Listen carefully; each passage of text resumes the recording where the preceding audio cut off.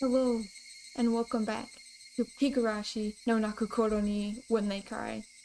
I should probably start saying the full name every time, so I'm gonna start doing that. So, where were we last time? Not much really happened. Yeah, I guess we're still waiting for the spookiness to start happening. So, we found out that Mion has a lot of Hello there. family. Hello there, Brad. Hello. Yeah, so I guess that's all we found out, really. So far, anyway. So far. But we kind of already knew that, you know? Freaking Yakuza family, whatever. So, we're just gonna continue that. And, for streams like this that are gonna be more story-based, I'm gonna turn off the song requests. Just so it, you know, just so it doesn't get crazy, I guess. I want to be immersed, you know? You want to be immersed. So, Uh, gonna continue here. End of chapter 4. Oh yeah! We ended off pretty light, I guess. I guess. Let's see. Yeah, just continue. Wait, have we viewed these new tips yet? Details of the Delinquent 3. We haven't done these tips yet. So, viewing the tips would be like a recap? We're probably gonna need them anyway. And this looks like the police station, so maybe Oishi? Just why are you arresting us? The guys that freaking attacked us last time, right? Bullshit! Let go of me! Guma-chan, you can let go of their arms now. Here, please sit down. No prob, bro. You get your stuff done. Three people rubbed their arms painfully. Kumatani and the others must have been squeezing them pretty tightly. Don't get me wrong. I haven't arrested you or anything. Kuma-chan, go get me something cold from the fridge, please. Would you like your barley with foam or without? They plunked down off the reception sofa, and despite not yelling anymore, they still had a dangerous expressions. What I'd give to be young again. Go on, Oishi. I'll drink even if you don't, you know. Excuse me for helping myself. Beer is the best when you drink it on the job. Okay. Oishi, come on. Come on. As they downed the beer with glee, the three people exchanged glances, then finally reached out for their cans. They hadn't stopped being cautious. It was more like they didn't see a reason to refuse. They each opened their cans and began to drink the contents. Where'd you guys come from? You're not from around here. Hoo hoo hoo. They looked at each other again, suspicious of whether they should tell him. Drugs! They were doing it for drugs. Are you all college students? Friends on a trip? You're all probably traveling on bikes or something. Sounds like fun I wish I was having. Not gonna say anything. You don't live close by, do you? Oh, this is interrogation tactics. By asking a lot of questions, he's hoping that they'll respond to one of them to get them to start talking. Where'd you come from? Osaka, perhaps? What does it matter to you? Now, there's no use trying to intimidate me. No one can intimidate Oishi. You know, he's just that cool. You would have all been a lot of trouble if I'd left you there, right? They seemed to recall the thrilling event from earlier. They could understand getting surrounded by students or a gang, or something along those lines. They've never been surrounded by locals, both young and old, both men and women, before. It's easy to imagine how scared they must have been. If you were from here, the people of Hinamizawa wouldn't have done anything to you, no matter what you had done wrong. They're all special. Yeah, they are. Very. Not in the sense of parents not wanting to get involved in their children's fights. If one person gets bullied, the village will come out in full force. That's not an ideal threat, you know. They couldn't argue against that. They themselves had been surrounded. They had seen it with their own eyes. There was no doubt about it. Around these parts, if the people of Hinamizawa give you a glare like that, you'll simply get demoned away and no one will hear from you again. Well, yeah, that's kind of how it is. Suddenly disappear without a trace. Do you all have families that would get the police to search for you if you went missing? Yeah, dude, even if you had the police, I don't know if they'd be actually able to do anything. Because, like, Oishi's trying his hardest to solve this. If not, then that's bad. You'll vanish and that'll be the end of it. Even then, we got there soon enough that nothing happened. If we'd been late, things would have been taking a turn for the worse. Really, you think the people of Hinamizawa would have straight up murdered a guy? I mean, in their own village maybe, but if they were outside, you know, amongst other civilians, I don't know if they'd do that. They'd been forced into an alleyway. These young men would have been sitting on a couch right now. They'd be lying on an autopsy table. Well, probably not. Anyway, perhaps they'd be a little more cooperative if we found them as corpses. Yeah. You know, people who are dead don't really have a choice. How'd you all get to Gokinomiya? By train? By bike? Bike. Ah, they're starting to speak. To answer questions. Yeah, bikes is how it all started, you know? That's not good. They're still parked there, aren't they? If you go waltzing in to get them back, they really might gang up on you. How's that? We'll take them all. Oh, sure, bud. Sure. Calm down, calm down. Why are young people these days so quick with the shouting? You don't want any more trouble, right? Tell me the bike license plate numbers. I'll bring them here for you. Kuma-chan, please borrow the loading truck we use for traffic disasters. Got it. This is fine. We'll get them ourselves. I don't know if they want to do that. Do you really want to get surrounded again? The police may not be fast enough to save you this time. What's happening here? We're doing a tip right now, so nothing story-wise, I guess. It kind of counts as story, but it's fine. In it, we're in it. If we're surrounded, they're gonna get us knocked down. They're gonna get knocked down. Hey, you three, you're drinking the barley with foam, right? Try turning your engines on. I'll arrest you on the spot for drunk driving. Oh, get wrecked. That's freaking dirty. Your tax dollars will be put good use in bringing all your bikes back here. Wow. Quit complaining and tell me the goddamn license plate numbers, you pieces of shit. Oishi, God. They were hesitant to tell them the numbers. They were mumbling something along the lines of not remembering them since they just bought these bikes. Oh, that's what I thought. Kuma-chan, go with the truck and bring the bikes back. Get the tough-looking red Yamaha, the one with the broken taillight, and the white one that had been packing tape stuck to the seat. It's those ones. They belong to you, right? They didn't answer. Those must be the right ones. Oishi-san, truck is here, so I'll get going. Yes, yes, please do. Wait, Kuma-chan, hold on. One more thing. What's up? Look up the numbers. You don't want to bring the wrong ones back. Few people's faces changed color.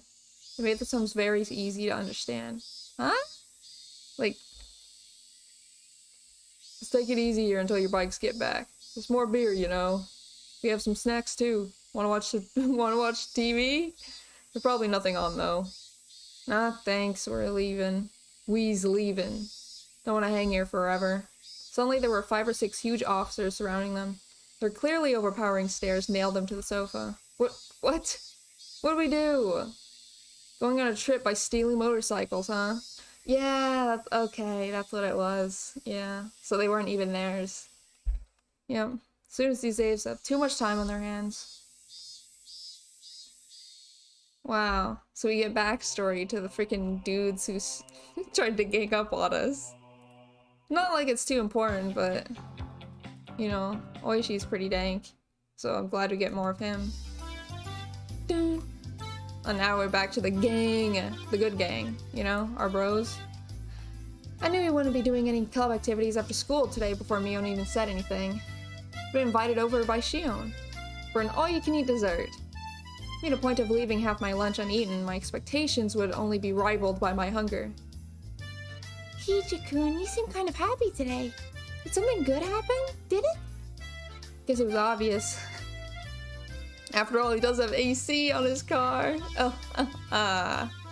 Oh yeah, of course. Rena had questioned me with a happy look. That's right, why don't I invite Rena for a dessert as well? No, if I recall correctly, Shion said something about having a ticket. Worse, the restaurant might be admission by ticket only today. If that was the case, and having Rena be turned away at the door would result in the worst feeling ever. Yeah, I got a little lucky. I'll tell you about it tomorrow. Rena, you'll definitely be jealous. Whoa, whoa, whoa. What is it? What is it? I'm jealous, I'm jealous. Sucky thing, is it cute? Is it? Cute? I wonder what Rena would think of the uniforms at Angel Mort. Oh, dude. Yeah, does she have a definition between cute and sexy? Is there a difference in her mind? They'd definitely be a critical hit. Probably. It's probably pretty cute. Wow, I'm jelly, I'm jelly. What is it? What is it? What kind of fortune are you blessed with? Huh? Could it be you participated in the draw at Angel Mort about 2 months ago and won? Hey now, I hadn't even transferred here 2 months ago. Oh, that's alright. Then it's not the Angel's Dessert Festa then, huh? Mii-chan, what's the Angel's Dessert Festa exactly? Oh, that's the thing. That is the thing. Oh, you know, there's the family restaurant called Angel Mort right by Okinomiya Station. Every season they hold an event to promote their new dessert menu. That's today. Oh, it's no use going. The restaurant is reserved for people who won the draw. Shion explained once again what Shion explained to me last night. Rena will have to stop by the restaurant sometime. I'll do my best to draw a winning ticket and aim to enter the next all-you-can-eat event. Knock yourself out. By the way, this is just something I heard, but there's a rumor that the tickets are being sold on the black market for a pretty penny. Oh, wow. Yeah, sure. Hearing that story, I felt even more appreciative of the ticket that Shion had procured for me. I just thought I'd be lucky to eat dessert for free, but it turned out that the ticket was much more valuable. The number of things I had to thank Shion for had increased again. Thanks. I didn't know it was worth so much. Whispered in a voice only Mion could hear. Wink, wink. That's how I conveyed my feelings. Dripster has arrived. Welcome, Drippy East. Mion looked at me for a moment before she tilted her head to the side and smiled confusedly. What? Did you say something? It'd be a problem if you said something to me right now. The smile seemed to be that smile seemed to be telling me as much. Guess Mion wouldn't be accepting any gratitude while she was Mion. I'll go to the restaurant. Today I'll thank Mion while she's Shion. Yep. Well then, this old man will take his leave here. Work today is gonna be a little rough. Later. Mion waved her hand energetically as she left. Hey, Keiichi-kun. Mii-chan has been kind of weird lately. Like she's elated or something. What? You think so? Ren was pretty sharp when it came to these types of things. To me, Mion seemed the same as she always was. But Ren apparently felt something different. Yo, no, Keiichi-kun? I totally thought you knew. Rena's skirt fluttered as she spun around with a coy smile. No, what exactly? It's obviously weaseling my way out of the question, but I wasn't lying. Honestly, I didn't really know what was going on. Yeah. Why did Shion, a persona of Mion that she created, appear before me? Something was blatantly up, but Rena paid it no heed. Oh, really? I wonder what it is then. When Mii-chan is in a good mood, so is Rena. Saying that, she spread her arms wide and spun around happily. I don't know why, but Rena was in a really good mood. It was so infectious that I had to smile too. Even the chirping of the cicadas seemed joyful. Well, that's rare. Come on, dude. I want a smidgen of spook, you know? I want just a little smidgen, but like a crumb. a crumb of spookiness. But you see, Rena abruptly stopped spinning. Her expression had returned to a more somber one. You see, Mii-chan, lately, she's been in a lot of pain. Oh? Is it our time of the month? I'm allowed to make that joke, okay? East, that was the spookiest thing you've ever said to me. Oh my god. Don't do it again, dude. I'll die. What do you mean? pain. Pain that Rena was talking about probably wasn't physical. At first she tried to pretend it wasn't a big deal, but like a wound, it began to fester and grow. Eventually, she was no longer able to bear the pain, woke up in the middle of the night. And then she phoned Rena. Mi-chan was crying. Oh, I'm sorry. What are you talking about? What am I talking about? Huh? What is Rena talking about? What? Rena! Is this the smidgen of spook that I craved? Is this spooky? What is Rena talking about? Yeah, hey, don't play dumb like that. Just now you said... I don't know. Oh my god, what? Okay, she said something on purpose, maybe to like pique my interest? Or make me sus? On purpose? I don't know. Rena doesn't know anything. What the heck, Rena? Rena spun as she laughed innocently. Eventually she appeared to get sick, stumbling as she steadied herself with her hand against the wall. Oh, the room is spinning. Oh my god. That was dumb. That's what you get for getting carried away and spinning like that. Sorry. Oh, I think I feel sick. Melinda dit's a shoulder to clean on. To be stumbling around like a newborn foal at this age is actually quite a feat.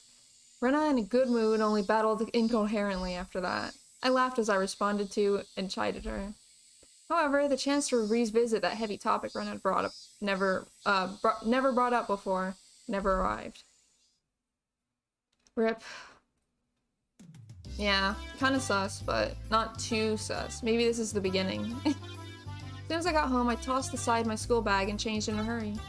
Effects of only having a light lunch were starting to show. My stomach began to let out fickle growls. Alright, let's go to Angel Mort. Time to face the land of endless dessert. Preparations for battle are complete. Tally-ho! Angel Mort had a decidedly different feel to it compared to yesterday. Dessert festa today, admittance by reservation only. Nonetheless, the front door of the store was being swarmed by over a dozen young men. Judging by how they were looking upwards in jealousy instead of entering the store, they weren't invitees. How would they gather here if they knew they couldn't get in? Found out the answer when I passed through the crowd and began to climb the steps to enter the restaurant. Are you a participant? Do you have a ticket? Yeah, well, I was lucky. As soon as I said that, I was immediately mobbed. It was like being in the middle of a football scrum on a crowded train. Oh, what's going on? The reason was this. It wasn't just a ticket per person. One ticket could let up to 4 people inside. Dude, then you could have brought Rena. Jesus. Wow. So it's like that, huh? Seems like I should have invited Rena and the others. Yeah? Yeah, it seemed as much, huh? Let me... Okay. Thanks for the tip, but I'll pretend like I didn't hear that. With an uplifting smile, I turned and ignored them. When I did, their arms all reached out at once, like the souls of the damned seeking succor. That ticket can admit up to 4 people. Please bring us with you. What selfish people. This is the only reason they were crowded in front of the restaurant. Dozens of wretched arms reached out for me like the teeth of a giant rake and grasped at the air. I was already climbing the stairs to the entrance. He should have invited us. Technically he did. By us playing the game, we invited ourselves along with him. So little does he know, he can't invite any more people because he's already invited us. What a heartless dick. Grab him. Isn't it something to joke about? Flew up the rest of the stairs and threw myself inside the restaurant. It's like I'd entered a different world. And now we get to chill. The miserable throng of the damned hurled the curses at me from the other side of the glass door. Inside this completely soundproofed and air-conditioned restaurant, the angelic smile of a waitress to welcome me, they were nothing more than a refreshing piece of scenery. I knew that I shouldn't laugh, but I began to let out a sinister cackle. Good afternoon. Welcome to Angel Mort. Due to today's dessert festa, restaurant is reserved for customers who are won the draw. Could I ask for your name and ticket? I don't have a ticket, but I should be on the guest list. Mayabara? Mayabara. There it is. I'm sorry, but may I please have your full name? Keiichi Mayabara. Ace Detective, Keiichi Maebara. My apologies for the inconvenience. You're here by a special invitation, right? I'll show you to your seat. Please, this way. The mood inside the room was incredibly heated. Oh? Booths were packed to the brim. Men in their prime were stuffing their faces with dainty desserts that didn't suit them at all. It was a rather unnerving spectacle. Soon after I was shown my seat, Shion arrived. Yeah, Shion! Good afternoon. Welcome to Angelmort. Hey Shion, thanks so much for today. I really appreciate it. You're a bit late, so I was getting worried. I'm really happy you came, though. May have been because the other customers were around that her tone was less casual, but she still capped off with a welcome and her usual brilliant smile. As you can see, there are a lot of customers here today. I'm not sure I'll be able to take a break. But please take your time and relax until I'm finished. Yeah, I know, dude. Freaking insane amount of booba. When I'm done, let's go play somewhere, okay? Play? Alright. Whispering just that last part into my ear, Shion winked and returned to the kitchen. Maybe it was because the mood in the restaurant was so heated, but Shion seemed a bit bolder. Even a small change in her mannerisms was enough to set my heart aflutter. Man, really, freaking Keiichi got it going on for Shion, honestly. Sorry to keep you waiting. While I was overwhelmed by the atmosphere inside the restaurant, orders from the new summer menu were carried out one after another. Every single one was extravagantly huge. I get it, he can eat all these amazing things for free. No wonder a ticket was worth its weight in gold. On top of that, all of it was plenty delicious, from dishes with general appeal to insane ones aimed at a specific audience. There were absolutely no gaps in the repertoire. No matter how you look at it, I don't think one person can eat this much. Well, let's just leave it at that for now. I didn't feel like relaxing in here at all, probably because the fervor, yeah, inside the restaurant was deadly abnormal.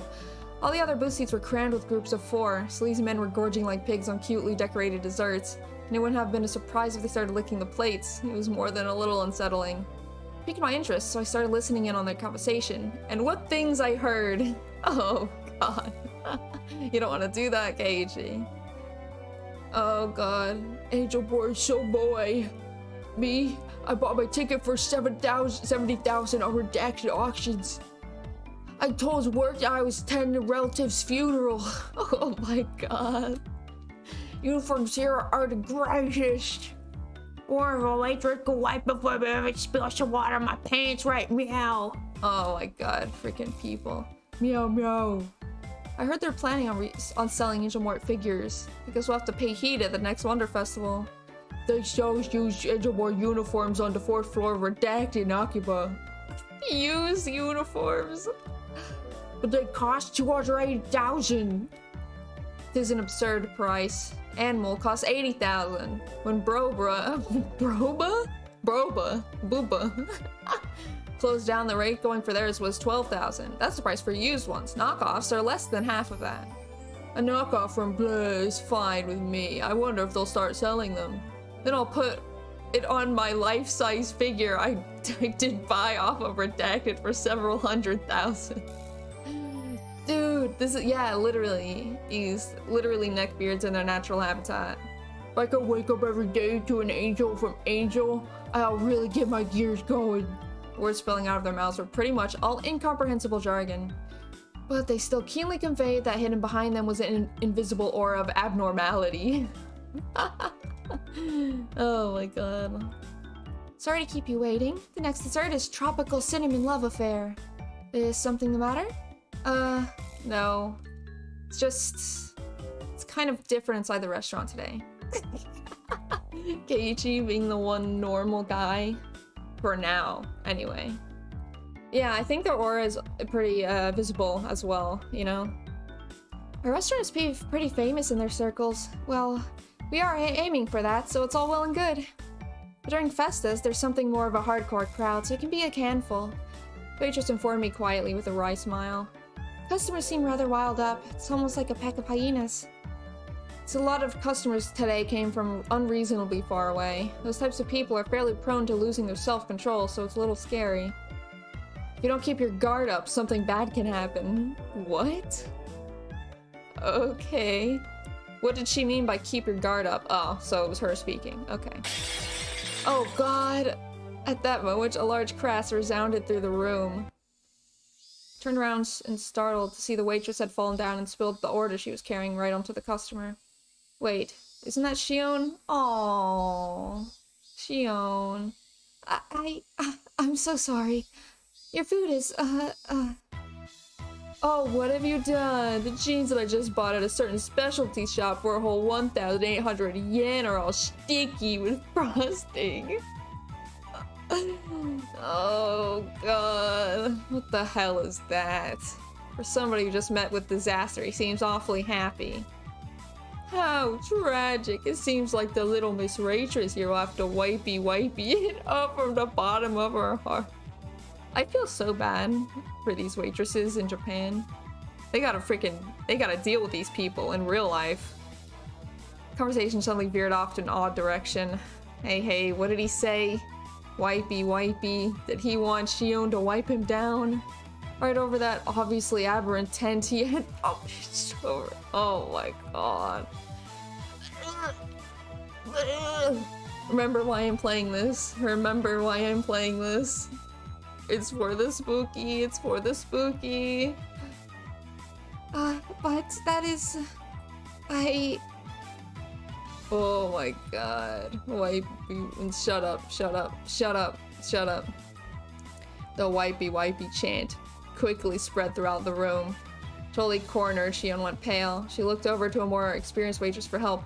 Was only met with head shaking out of pity. Oh. Sonozaki-san was tripped. Customers who do that purposely to get their clothes dirty have been on the rise lately. Oh. Oh, so you're saying she was tripped? What happened just now? Wasn't an accident? It was on purpose?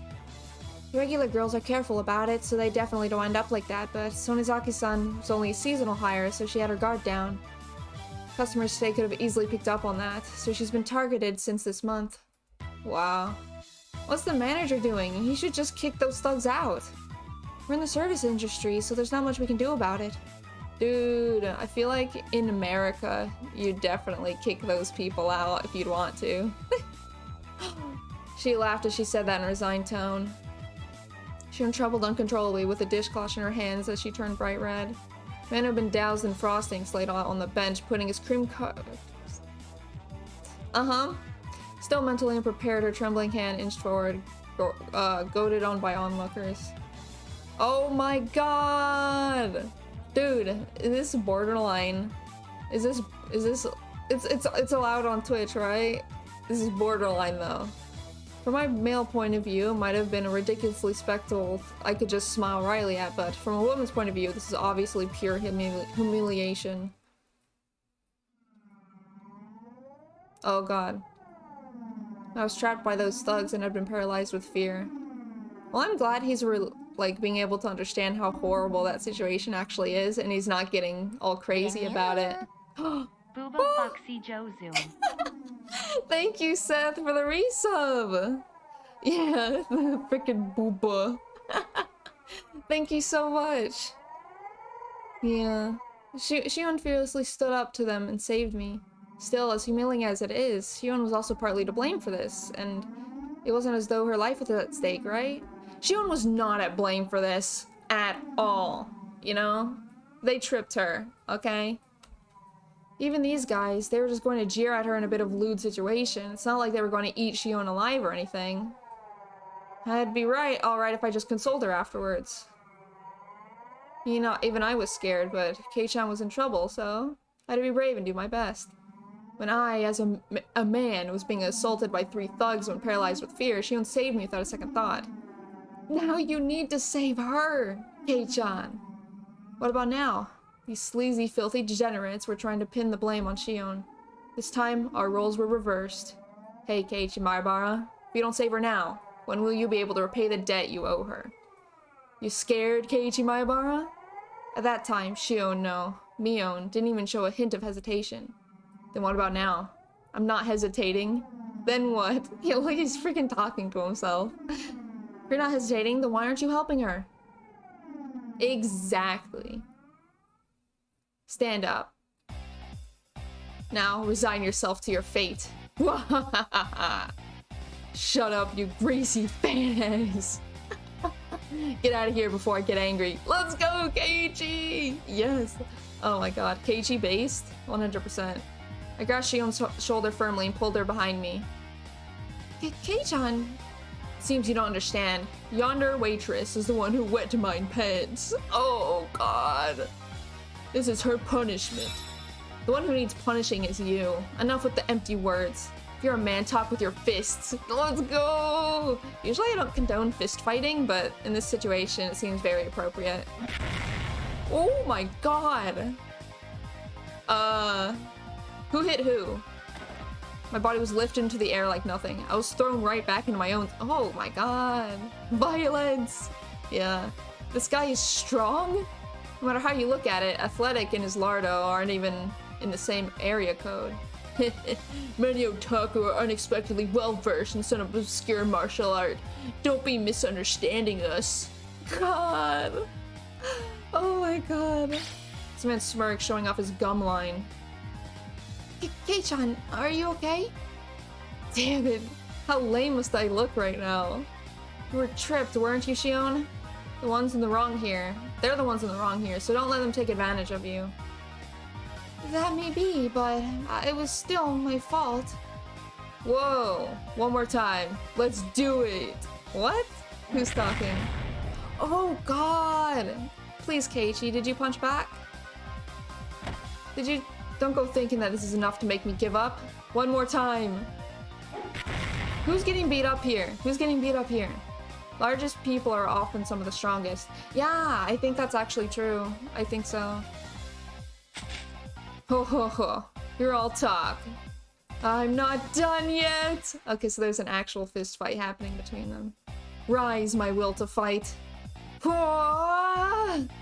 Not just running, I planted every one of my steps firmly as I closed the distance to the lard bowl.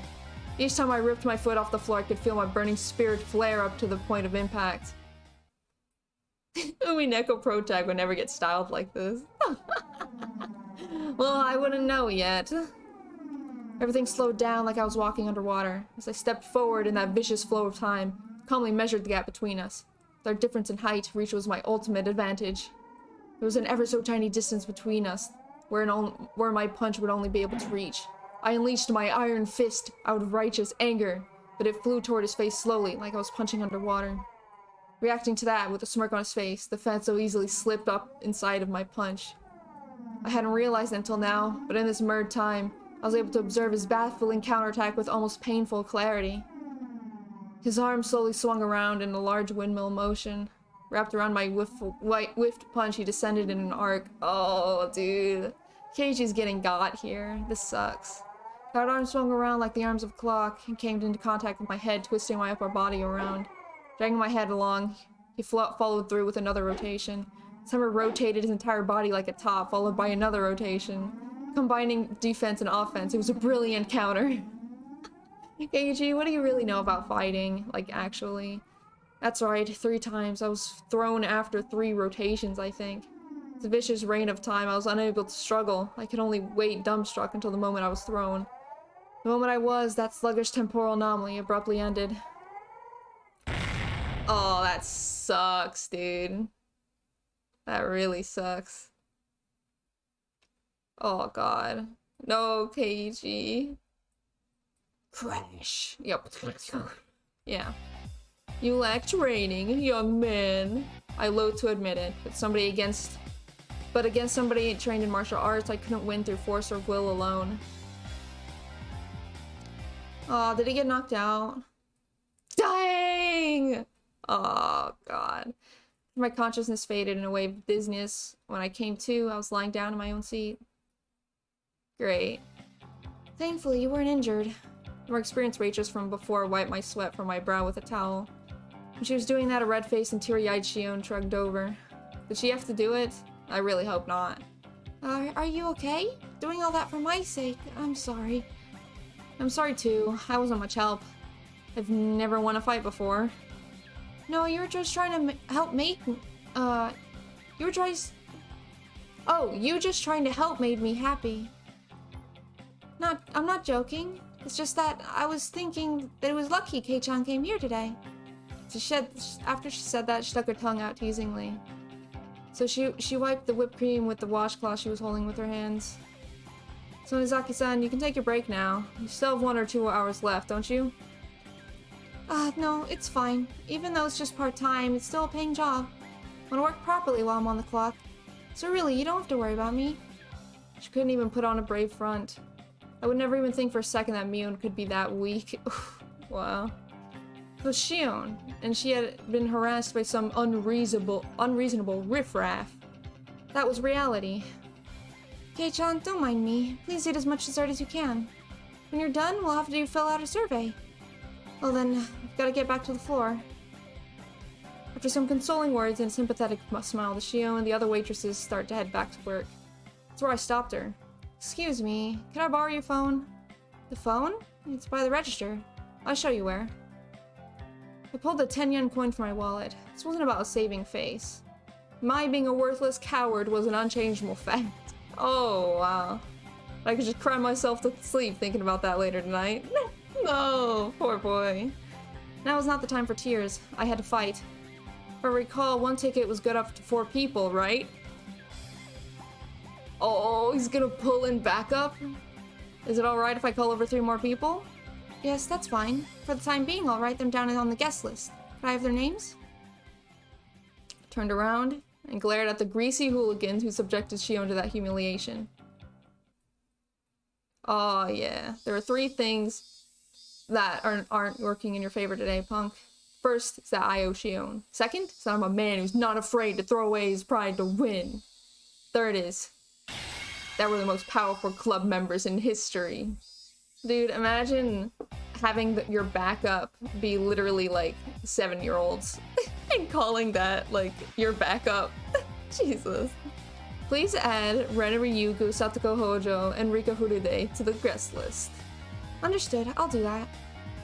I'll have the best and most powerful club members join the fray. They can bring down 1,000 foes. You fat asses. Prepare to meet your maker. Well, how long are they gonna take to get here, though? We're just gonna have to wait in anticipation. Oh, they're here. Okay. This is a nice restaurant. Oh, the uniforms are cute. Rena wants to wear them too. Yeah, literally, he's gonna gang on him. Oh. Is this Tokyo Revengers, dude? On top of that, we're being treated to dessert. I'm deeply moved. Yeah, eat as much as you like. Don't worry about my share. Keiichi-san, enough with the charades. Let's get to the point. Ren and Rika-chan put down their forks when Satoko broached the subject. After looking at them for a few moments, I pressed my forehead firmly to the table. I beg of you. I don't care if you make fun of how pathetic I am. Please lend me your strength. 3 of them seemed surprised by the sudden turn of events, but nevertheless listened to what I had to say about making fun of my unusual behavior. Oh, what's the matter? Something happened, didn't it? Actually, Mion's younger sister Shion is working part-time at this restaurant. Ah, that little sister you're talking about, right? Could it be her? Could it? She resembles her. Resembles? That's just Mion with her hair down, isn't it? Yeah, I know, right? I didn't know what to say. Keiichi says that it's Shion. If Keiichi says that's Shion, then that's Shion. They might be twins, but they really look like that much alike. They're called monozygotic twins. How do you know that, Rena? They really can look identical. Rena gave the most plausible explanation, so everybody else was convinced. Well then, do you believe me? I'll get to the point then. And then, explanation. I recounted everything that just happened. How Shion was targeted, how she was antagonized by the customers, and the humiliation that was forced upon her. Also, how incredibly pathetic I was. I included everything without trying to hide it. Be honest, Keiichi. That's awful. Poor Shi-chan. However, for you to be unable to help her, there should be a limit of how unsightly you can be. God, he tried, okay? I call that a win if you try. There's nothing I can say to that. Setsuko-chan, to admit you lost and seek help is a very difficult thing to do. Yes! Rena! That is the most beige thing you've ever said. Oh my god. Exactly. Keiichi-kun chose to help Shi-chan rather than save his pride. So pathetic. Rena's follow-up stung a bit, but I could only be thankful she understood. Satoko was calling me all sorts of names, but there were no intention behind her words. Then what should we do? Her voice was monotone, but there was a hint of resolve in her words. I replied to Rika-chan's suggestive silence in kind of my own quiet resolve. Well, I thought it would be something like that. Yeah, set up one of your little traps. It was a bit much for Keiichi-san to handle alone. Huh? Then you'll help? Of course, Keiichi-kun. We'll help anybody who's getting bullied. I remembered when I was cornered by those thugs, when Shion had said something about the strong feeling of solidarity between Hinamizawa really began to hit home. However, Keiichi Maibara, now is not the time to get choked up with tears of gratitude. Now is the time to fight.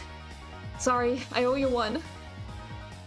You tried your best. Didn't stand a chance alone. How sad, how sad. Okay. Rika-chan gently pat my head for me. There's no mindless pity in that palm of that hand. It's overflowing with strong, dependable feeling of leave the rest to us. Oh, dude, sit back and watch. I'm curious about what's gonna happen. Mion can't join us due to various circumstances, so I'll temporarily be taking command. Our strategy will revolve around Shion's defense and the extermination of the enemy's combat capability. Who's the enemy? Are there a lot of them? From this point forward, anybody who messes with Shion will be considered an enemy combatant. There are no rules of engagement. Compensation will be the dessert you just ate. Any questions? Everybody already entered club mode, all their eyes peering at the riffraff clamoring around the side of the restaurant, like predators stalking their prey from the darkness. Rika-chan held her up her hand. What is it, Rika-chan? Do we have to show mercy? Rika! That's what I'm talking about. Oh my gosh, she asking the real questions. Of course we don't have to. We have no need to show mercy to the rabble who would dare lay a finger on Mion's little sister. Then it's okay, Keiichi? Rika-chan was serious. She was really ready to pretty much murder someone. Foreshadowing, possibly? I'm counting on you, Rika-chan. I, Keiichi Maibara, shall assume all responsibility. Rout them. Yeah, literally, oh my god. Alrighty. Ren is going to do her best too. Sorry, please do. Keiichi-san, you don't have to be so tense. Well, just wait and see. By the time you finish that parfait, we'll have finished cleaning up too. Well then, everyone, let's give it our all. Go for it. Yay! Yay! Thus, the most powerful war band the world had ever known, trained by Mion, began to move. I was the oldest, the only boy, and behaved like a leader. When you consider our club activities, I was by far the most junior member. But individually, everyone besides me had terrifying combat capabilities. All of them combined their strength to protect Shion. I couldn't even imagine. I was probably about to witness something terrible and awe-inspiring. So Nozaki-san, 5 deluxe parfaits for table 7. Sure thing. Shion carried the order to the tables. Shion to carry all 5 parfaits while wobbling took so much effort that she didn't have the breathing room to pay attention to her feet. Oh no, please don't fall again. Hehe, comrades. Here she comes yet again. This time we'll have her spill everything on my pants and have her wipey right down to my underwear. Oh god. Freaking murder these people, please. It was the same wipey scheme that had occurred just a short time earlier. This time, another one of them was trying out for himself. The very depravity of these men was itself a full-out attack. Honestly. Rena, this is Keiichi. Ambush them around tables 5 and 6. Rena, do you copy? I hope they have little walkie-talkies. Restaurant's uniform, so cute. Oh, I want to take them home. Shion, her bottom swaying while carrying the parfaits, was being chased by an equally swaying Rena. She was supposed to be escorting Shion, but Rena instead was transfixed on the back of her uniform. From a normal person's point of view, it's probably like a fox guard of a hen house, but when it comes to Rena, things are different. Cute mode, 120% synchronization. We've won. Did we? When Ren is in that state, even the laws of physics don't apply. Shion's legs, unsteady and defenseless, were being targeted by those sleazebags. Now, my comrades. Oh my god! Jesus Christ! Hail mein Führer, shining Lucifer of the heart of me Mecca! A leg snaked out to trip Shion's defenseless feet. I know, dude. East, when you don't even have a pun, all you can say is bruh. At that. Egads! 3 of them at once. Dup. Yeah. Ooh. Who attacked? What happened? Happened in an instant. 3 of fools writhed in pain as their legs bent at unnatural angles. What is this madness? Rena teetered into view and gave them a warning. Question mark? A warning? Oh, no mischief, okay? No means no. No. Rena, I don't think that will work. Rena's gonna be the one to take her home. This girl, what's with that strange technique? The human scum clutched at their bruised ankles as they passed out. That's our Rena-san. No matter how many times I see it, it's always a frightening trick. Not even the right. Yeah, it's an unbreakable barrier. Anyone within a 2-meter radius who attacks Shion is completely obliterated by Rena. Completely and utterly destroyed. Shion was making her rounds throughout the restaurant. There were people here and there collapsing with whelps on their legs or hands. Oh, Keiichi-kun, this is Rena. There's nobody left that'll bother Shi-chan, so I'm gonna take her home now. Uh-huh. Rena, this is Keiichi. Good work. Please continue with the mission. Also, permission to take home denied. I repeat, permission to take home denied. Then I'll just look. Oh. I guess just looking is fine. That wouldn't prevent her from guarding Shion, so I guess it's okay. Anyway, thanks to this, I knew who had tried to mess with Shion. Enemy was clutching at their arm or leg while they were writhing in agony, was basically branded by their bruises. Currently, we have finished identifying all enemy forces. Proceeding to the next phase. Setsuko, this is Keiichi. What's your status? This is Setsuko. That's a rude way to ask. Keiichi-san, exactly who do you think I am? Bruh, we just asked what your status was. It's not that big a deal, is it?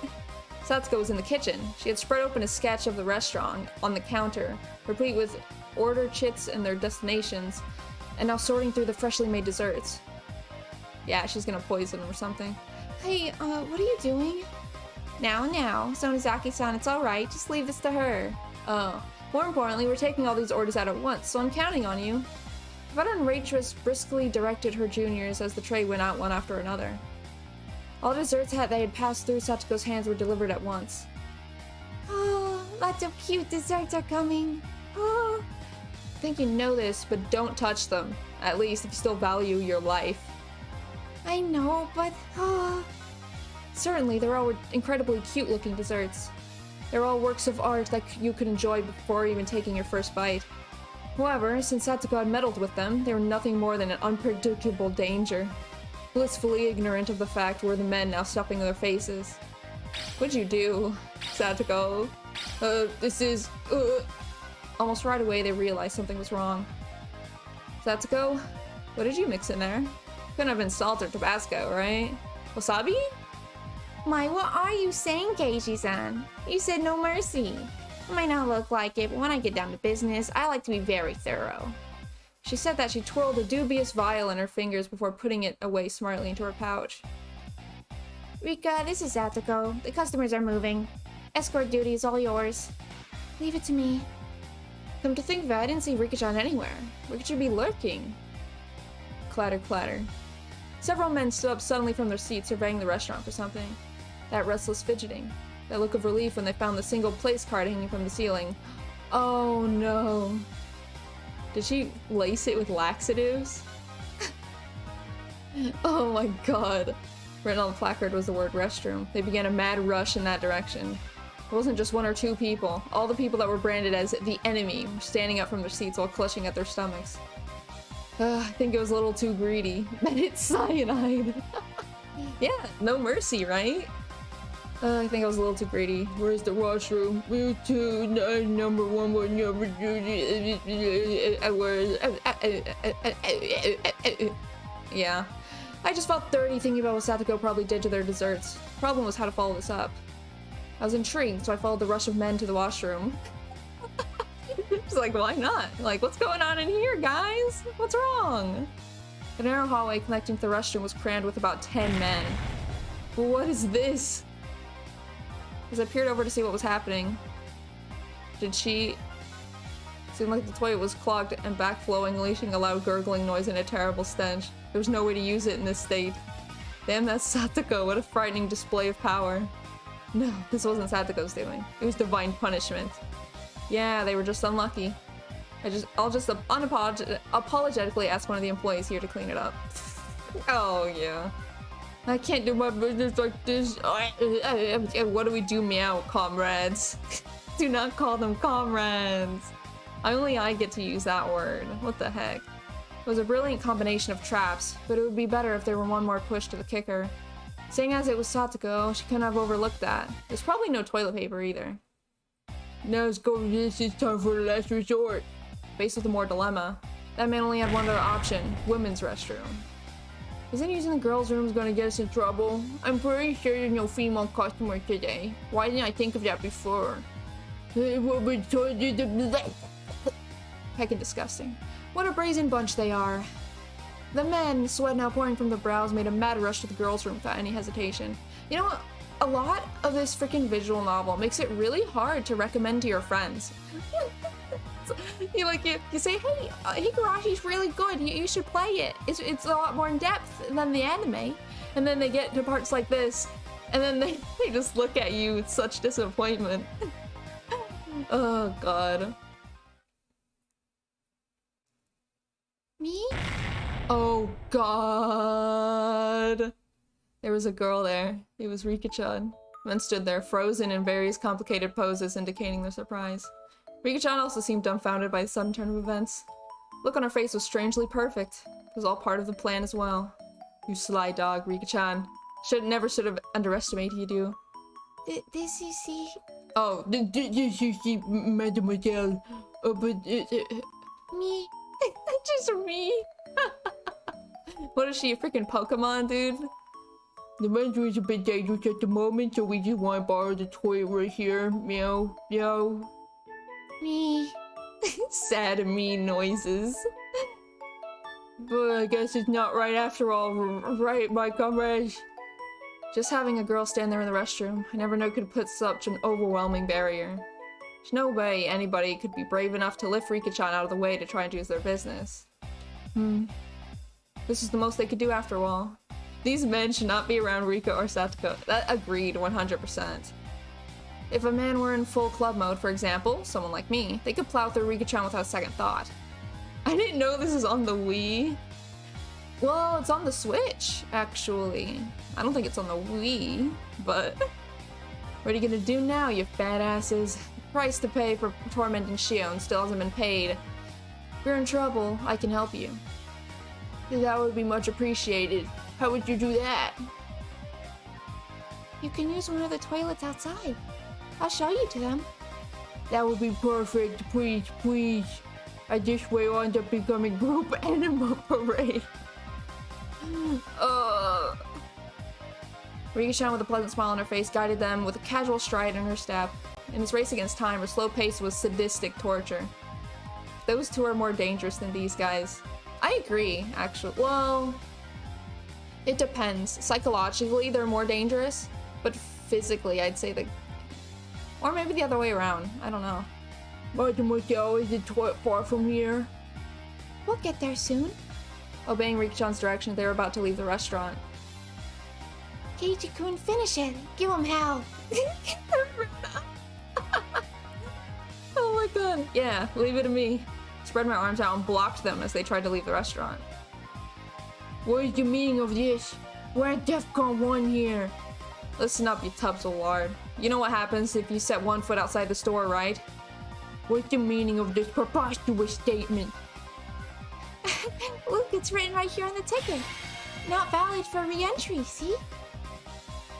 You're free to use any toilet you want, but the moment you step outside that door, you can't come back. Boom! Do you remember this? I don't want to guide anybody who says scary things like that.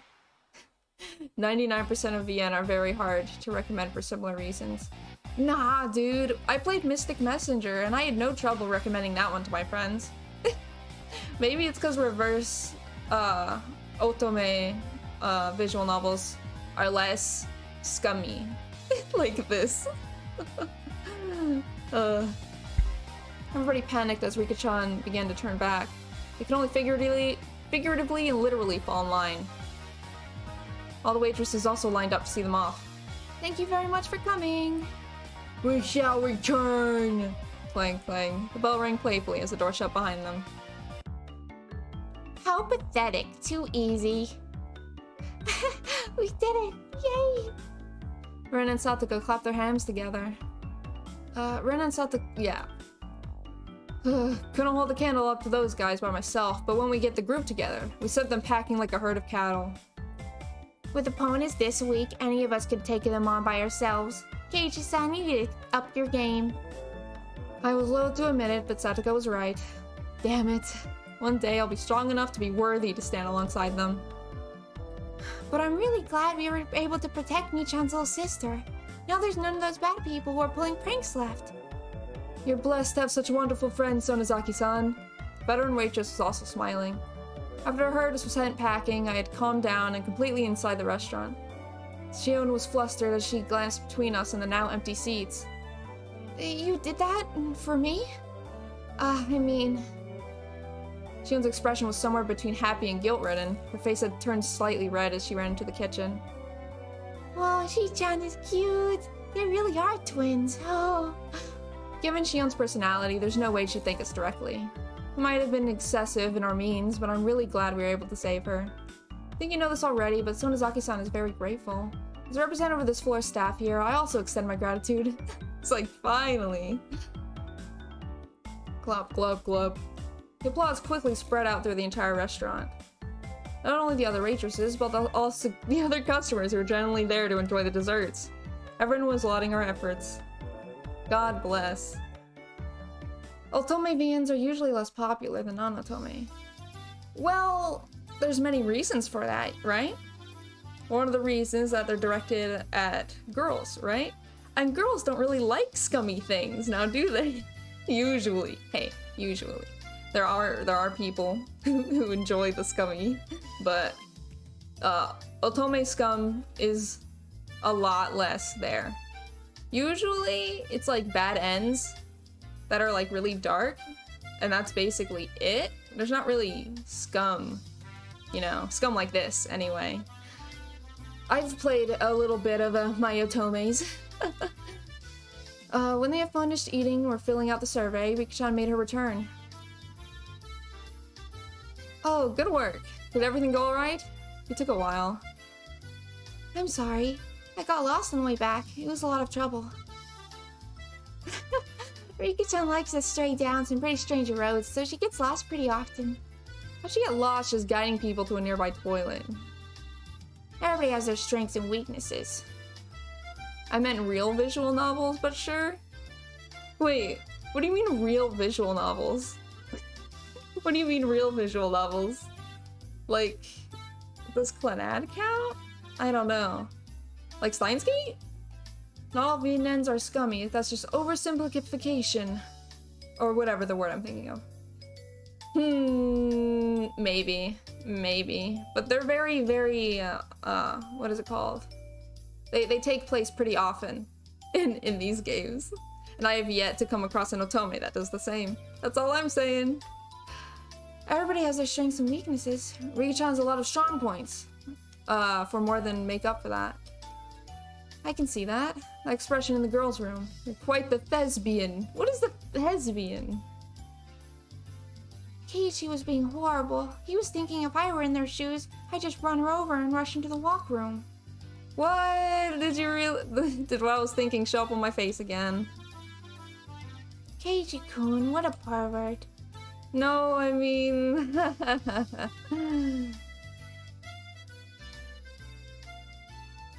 I could laugh about it then, but a few days later, a newspaper headline read, 10 unidentified men were taken into custody in Hirayama. Men claimed they had traveled from Shishibone City on foot to find a toilet, but the spot they were taken into custody was XX kilometers away from Shishibone. When I read the article, I realized how terrifying Rika-chan really was. Whoa! By foot.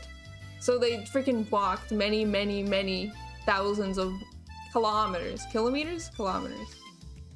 Well, thanks for treating me. I'm happy you were called me here today. Oh, are you going home already? You can stay here longer. I was in the middle of organizing some drawers. If I leave it like that, I won't be able to put out the futon. I guess that's true. Oops. Looks like I called her at a bad time. Oh my god, what I'm saying is I would love the Rants series, but I wouldn't recommend it. Oh, shut up. Dude, the Rants is just... Look, there's a difference between visual novel and straight up, like, iroge, you know? Rants is iroge, 100%. Yeah, that's not even a VN. Yeah, when Rena phoned her, she was in the middle of cleaning her room. But she still came. Well, it was an emergency, so I couldn't be helped. Besides that, I got you lots of sweets, so I'm very happy. Thanks for today. Sorry for calling you out suddenly. Tell Shion I said bye. I'll be taking my leave then. Rena-san, please take your time. Yeah, I will. Later. Rika and Satoko in a good mood horsed around with each other as they left. I call that a win. Sucks that had to happen in the first place, but I call that a win. Yeah, that's just full on eroge, dude. I don't think anyone can recommend any eroge unless it's like the most wholesome thing on the universe. Well, Ren and I were having a discussion about the dessert we just ate. Shion arrived with some coffee. Oh, did the two little ones leave already? Hearing them called the little ones was so strange. I inadvertently busted out laughing. Apparently they were in the middle of cleaning, so they went home. Shion had brought enough coffee for 4 people. I heard from my senior. It seems that you went through a lot of trouble for my sake. It was no trouble at all. None other than Shi-chan was in a pinch after all. Oh, is it alright if I call you Shi-chan? It matches with me-chan, so I thought it would be cute. Whatever you want. Shion seemed a bit hesitant when Rena started talking to her. Rena's pretty sharp about some things, so Shion was probably worried that Rena would find out she was mion after talking like this. Shion would have to work soon and hurried off back to the kitchen, leaving behind coffee for just the two of us. Rent isn't on the prohibited games list for Twitch yet. Dude, yeah, we have to stop talking about it or else it'll be banned, you know? You know all those rants professionals who are trying to speed run rants? We don't want to ruin that for them, you know? She was a bit upset with Rena. Maybe she thought I was being too friendly. Oh. She's just embarrassed. Still, they really do look the same. Instead of twins, it's like there's another Mi-chan. They look the same, but the atmosphere around them, or rather, their insides are completely different. I think those types of twins are pretty interesting, though. You think that, Keiji-kun? I think they're identical on the inside, too. Somehow became silent. Rena was just staring at the pattern the milk made on the surface of the coffee without saying a word. So Rena isn't convinced? I thought Rena knew. Somebody like me who could never stop talking, it was a rather uncomfortable moment. Rena's off-put mannerisms seemed to imply that I said something I shouldn't have. Really? Hold on. Can we go back? That they're different on the inside? So that ticked her off? The unpleasantness carried on for a little while. Rena? You said it today, right? That Mion was hurting? Did I say something like that? Don't play dumb with me. You definitely said it on the way home from school. Rena answered by laughing while continuing to play dumb, questioning if she said that. Stick-headed as I was, I had a faint realization. Rena wanted to say that I was the one who hurt Mion. What? Huh? But when? We're getting the first crumbs of spooks. I don't know, this is just drama. I don't know if it's spooky drama, though. I guess it's a little spooky drama, but not... Yeah, I guess crumbs. You're right. It's just crumbs. But when? Me? Hypothetically, if something like that happened, it's not something I did out of malice. Continued the conversation, but left out the assumption that I hurt Mion. Yeah, I think that's true. I don't think Keiichi could have any bad intentions. Rena replied, also leaving out the assumption that I had hurt Mion, but that confirmed it. I don't know what had happened, but it seemed I had hurt Mion, and Rena was upset with me due to the fact I hadn't realized it. I don't want you to misunderstand. It's not like Rena's mad at you. Seeing right through what I was thinking, Rena said that she smiled even more gently than usual. It's just like that.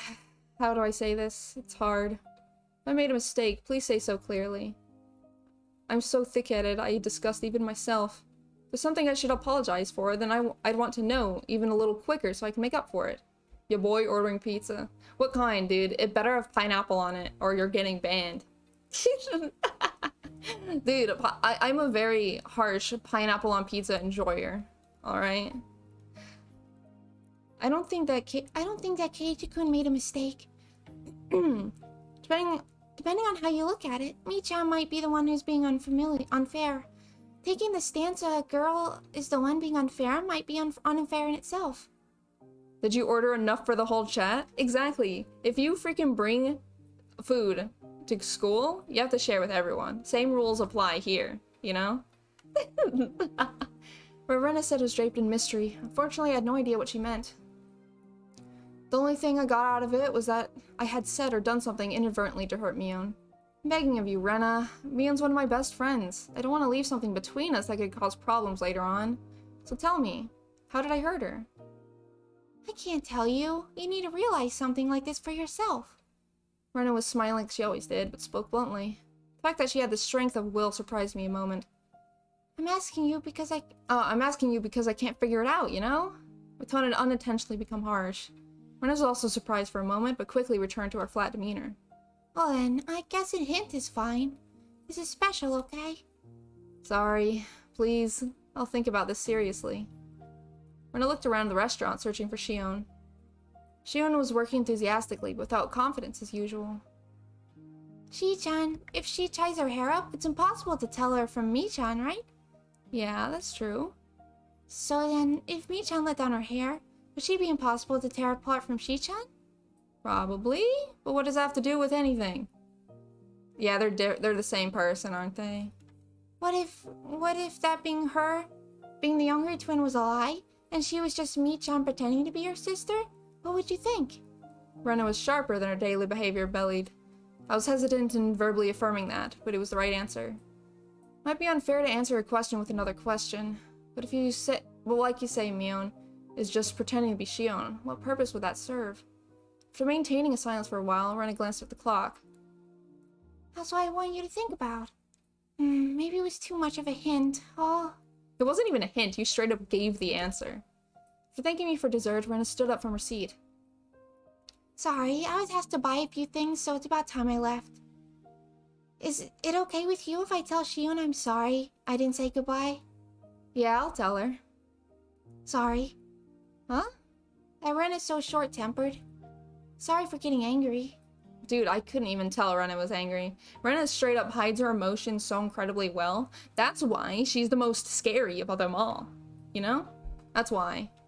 I usually order half tomato, half pineapple. Based. Oh my god. My favorite place doesn't have pineapple. Oh, okay. That's sad then. Yeah. Keiichi-kun isn't the only one at fault here. Rena was harsh in her apology, but I was the only one who should have apologized. I think to Mi-chan it's something that doesn't bother her as much anymore. So if you want to forget the whole thing happened, that's fine too.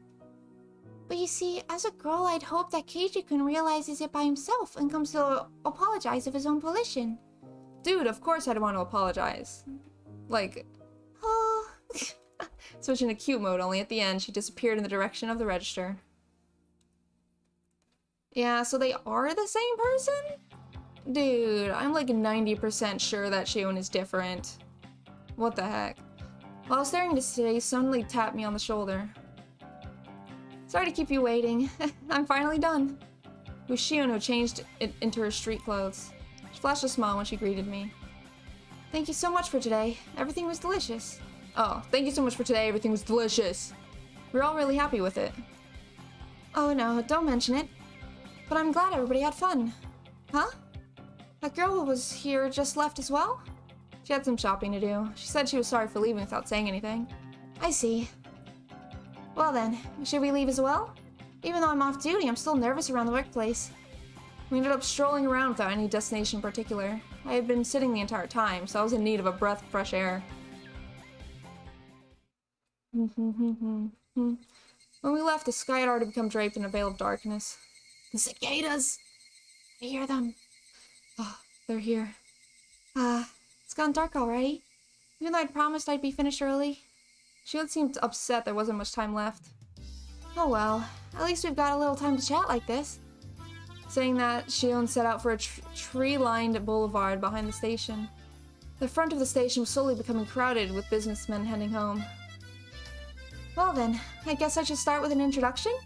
I was mistaken for my sister when we first met, so we never got to properly introduce ourselves. I could only smile and laugh wearily. Riley? My name is Shion Sonozaki. I'm only similar to my older sister in appearance. My sister is rough around the edges and hot-headed, but I'm a composed and methodical person. I remembered what Rena and I had been talking about earlier. I said they looked the same, but their personalities were different, while Rena said they were both the same. I don't know what tipped her off, but Rena figured out Shion was Mion. Also, related to that, she said that I had hurt Mion. Rena had given only one hint. That was, why was Mion pretending to be Shion? Shion, what did you hear about me from Mion? My sister seems to have taken a liking to you. She talks about you quite a lot. Like about club activities, about getting pranked and pranking you back. Boyish kinds of stories. You really do get along. Boyish kinds of stories, huh? Come to think of it, I think there was something Shion told me before. Kei-chan, if you don't think of my sister as a girl, do you? Was that what happened to hurt Mion? Mion herself said she'd wish she'd been born a boy. Not being a girl doesn't suit her. She said a lot of things to that effect, didn't she? Kei-chan, looks like you're having fun. No, that's not true. Just thinking.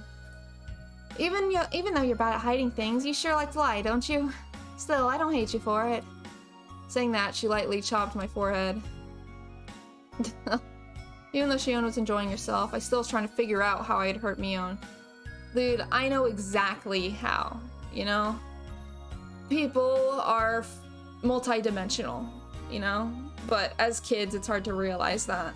Keiichi has made the mistake of thinking that Mion is fully aggressive, manly boy man, whatever, right? But she has multiple sides to her, as all people do. Yeah, I'm 5th dimensional. East, I think you're 6th dimensional. You're East dimensional. But yeah, I think that's just what they're figuring out here. It's having a hard time figuring out the riddle that Rena had left me with. Hey, see that? Don't you think it's pretty? You think even a guy... Oh.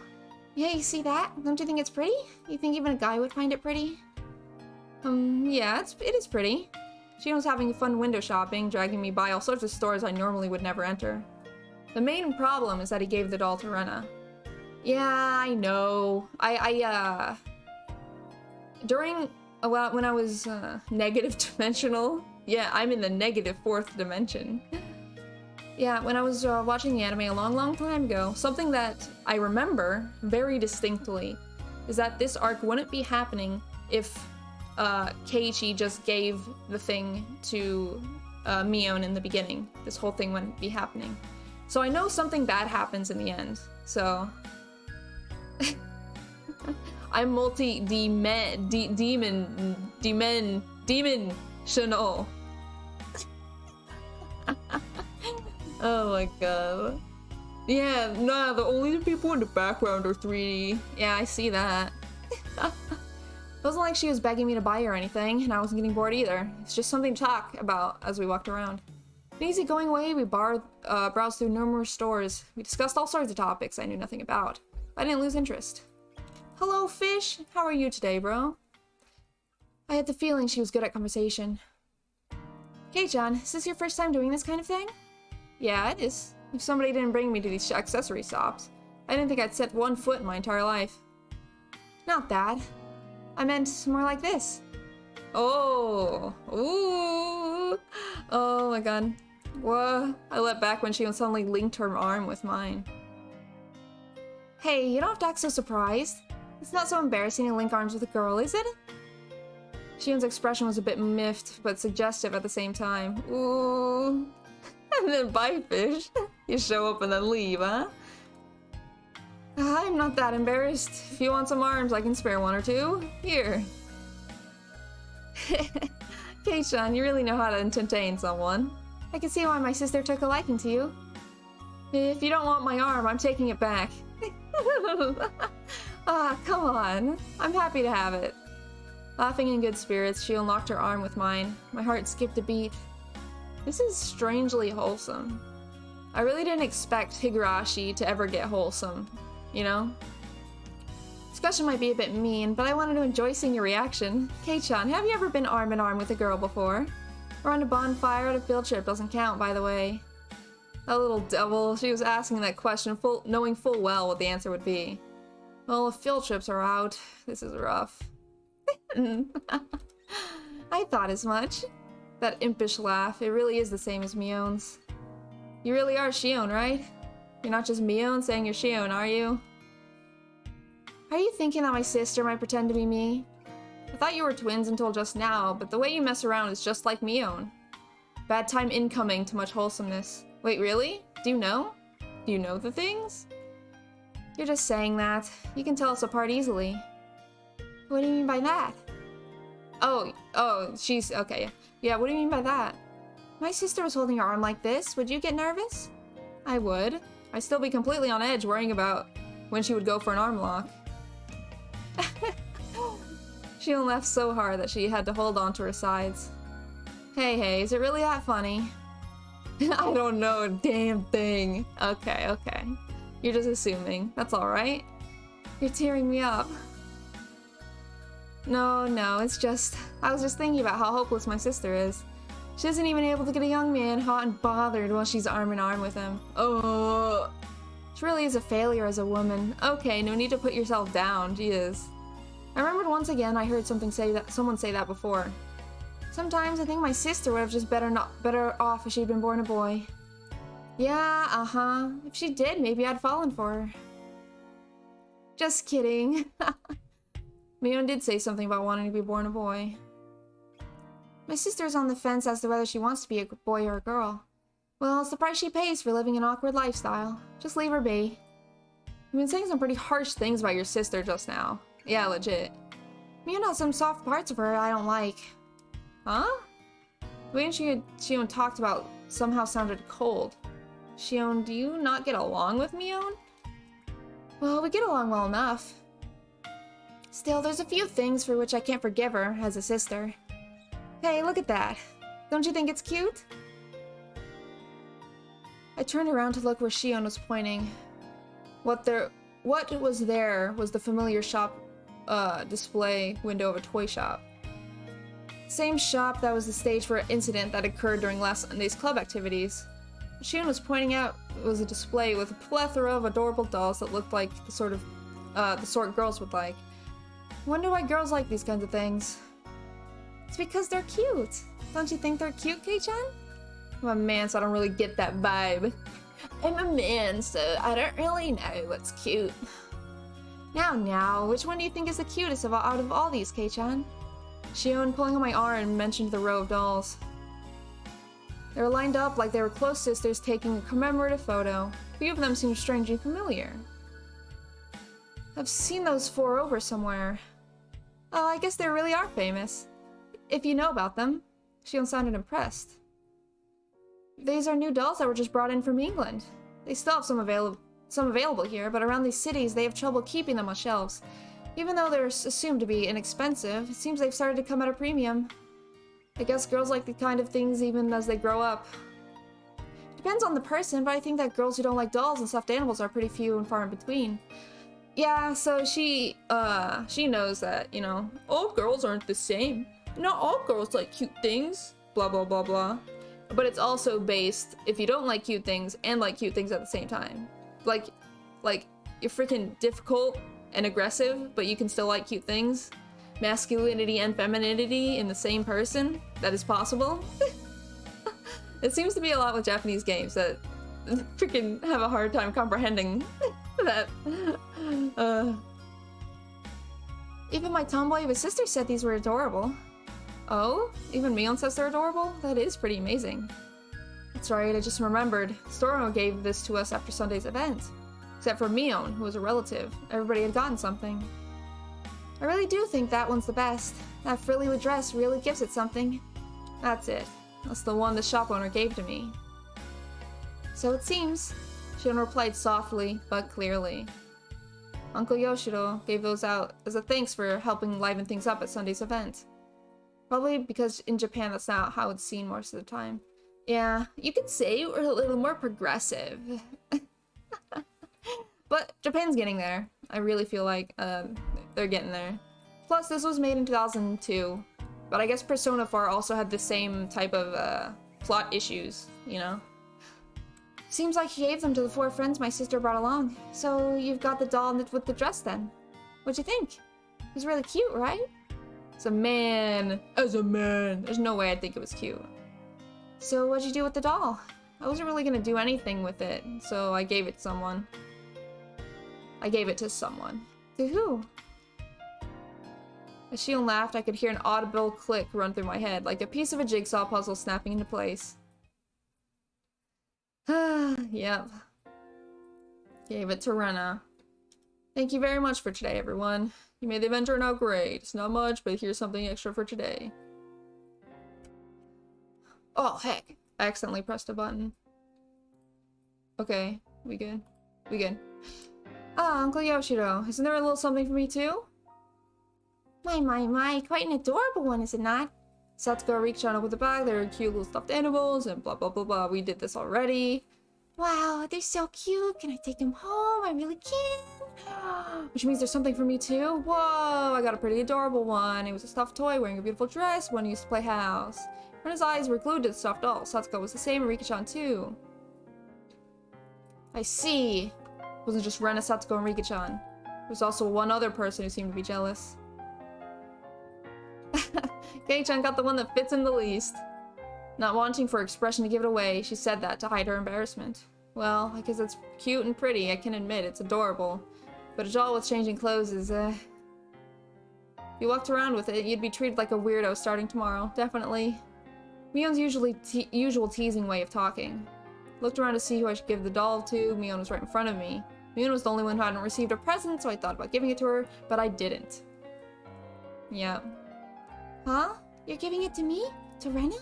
Thank you! Turning away from Mion's covetous gaze, I gave the doll to Rena. Mion's smile bore into my back. There was no way I couldn't have noticed. Why did I not give it to Mion? Since Mion was the only one who didn't get anything, wouldn't it have been standard practice to give it to her?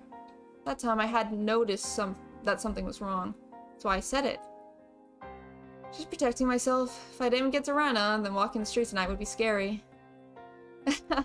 No doubt, no doubt. Thought about giving it to Mion, but it just didn't feel right. Something dark flickered briefly in Mion's eyes, but at the time, I didn't notice. Ooh, okay. I thought about to give it to Mion. Why didn't I? Is this song different? I don't think we've heard this one. Or it's not used much. That's spooky! Ah! I get little shiver. You know it. Sometimes wonder why I wasn't born a boy. Mion herself said that with a laugh, so I didn't realize I'd heard her. Well, I mean, it's understandable why Keiichi did that. I mean, if you don't know someone really likes something, why would you give it to them, right? Like she said, she thought it was kind of cute, but I don't know if that was incentive enough. Because Rena's over here like, give me, give. So, I mean, of course, I feel like he'd give it to Rena. I mean, Rena has a legit problem with cute things, so... That's right. Mion is more suited for cool things, so I think giving you out was the right choice. Huh? Huh? Shion asked, probably thinking... Oh gosh, dang it, I freaking skipped it. Probably thinking she misheard me. That uniform would never suit somebody like Mion. But if it's Shion, I think it works. You mean that, Yeah, that probably hurt Mion a whole lot, too. Even though he was just teasing. She took it really personally, I guess. She has a bit of issues in that aspect, I guess. She's not, confident in herself. She has to put out a front, you know?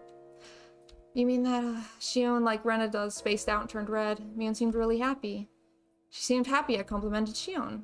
Saying that it didn't suit Mion, but it suited Shion. Saying that it suited her seemed to make her happy. Yeah. Mion's younger twin sister. She's got a different personality, but she's a dead ringer for Mion. That's right. We look so similar, but our personalities are completely different. I'm very kind and thoughtful, but Shion has a cold and scary personality. I think when you guys were born, Shion got all the feminine aspects. Unlike Shion, she's a cute, cheerful girl. Mion made a strange face that was both angry and happy at the same time. Seems like she was happy I said Shion was cute. Yeah, but disregarding all the negative things that you see. Sneaking a look inside the box to say that she was just putting some leftovers inside would have been a lie. There was an elegant meal stuff inside. Is this really okay? So a ton of hot sauce mixed in or anything, right? Jeez, I'm not my sister. I wouldn't do that kind of thing. If you don't like it, you don't have to force yourself. I'll just go home and eat it myself. I'm not my sister. That's how she said it. Leading a double life. I think Shion isn't Mion, based on the solely fact that they're trying to make me think they're the same person. I agree, honestly. I really don't think they're the same person, even though they're pushing it so hard. Shion was insistent she wasn't Mion. She was saying that she was Shion and that I shouldn't think of her as Mion. When Mion was Shion, it carried a special meaning. Mi-chan is mysterious, right? She's a girl, but it's like she's a guy. That's what Rena said. But you see, even that Mi-chan is actually really feminine. Rena, how much did Mion pay you exactly? Oh, wow. That's not true. Jeez, I'm trying to have a serious conversation, you know? You know? Rena began to pout, now probably thinking it wasn't time to joke around. Mi-chan is the club president, she's trying hard to leave everybody. But she's a really cute girl. I really don't want you to forget that, Keiichi-kun.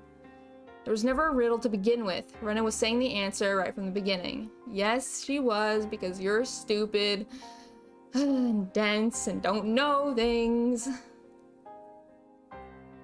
And color returns.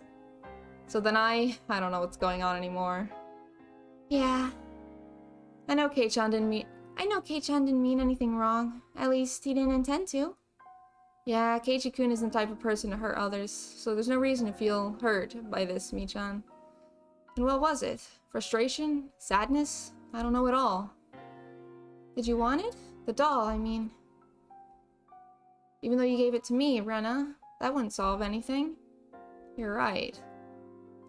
How about this, Mi-chan? Try asking Keiichi-kun. Might be able to solve the problem if you tackle it head on. There's no way I could do that. Is it too embarrassing to do that now? I wanted to try again, as somebody other than Mion. Oh. She's just admitting it at this point. This time I can be more honest with myself. Don't get me wrong, I'm pretty fond of the relationship I have with Kei-chan. This might be selfish, but one more time. Keiichi-kun will definitely notice. I wonder if that's true. Rena will cheer you on too. So let's find a way for you to ease your sadness. Believe me, I won't let anything happen to make you cry, Mi-chan. I'll believe. Keiichi-kun will definitely come to understand. He'll say he's sorry for something so callous. He'll bring you to that store and buy that doll for you as a present. Yeah. And then, Mi-chan, you'll say thank you. You can't fool around. Say it honestly. Yeah, Yep, so I still think they're different people, but she's posing as her.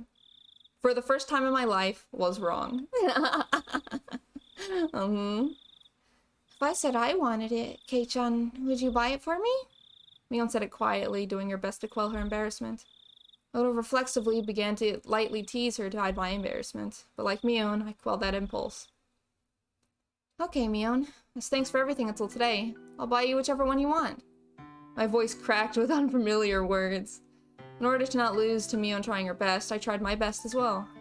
But I'm not Mion, I'm Shion. Shion, then. I'll buy it for you, Shion. Shion looked down, red-faced. She pointed at the doll in the dress through the window. Store window shield door. Is it really okay? The one in the dress is a little expensive, isn't it? This isn't a matter of price. It's a matter of feelings. Yeah, get the most expensive one. Literally, you can buy the 300-foot, $1,000 one and I'll buy it for you, you know? When I was saved by Kei-chan from those unsavory customers today, I was really happy. Even though my coworkers didn't save me, Kei-chan did. You grabbed me by the shoulder really firmly, right? Dude, the freaking music is really popping off. Wow. Right then, you were really cool. Even then, I was so embarrassed. I couldn't properly express my gratitude. Clamped my hand down on Shion's head and ruffled her hair roughly. Like how I would do to Rena and none of the others. When I did that, Shion, like Rena would have, spaced out and blushed lightly. You don't have to think too hard about it. I should just have given it to you back then. If I did that, then everybody would have gotten a good laugh. Shion didn't respond. She had turned bright red, like she was trying to hold back laughter and tears.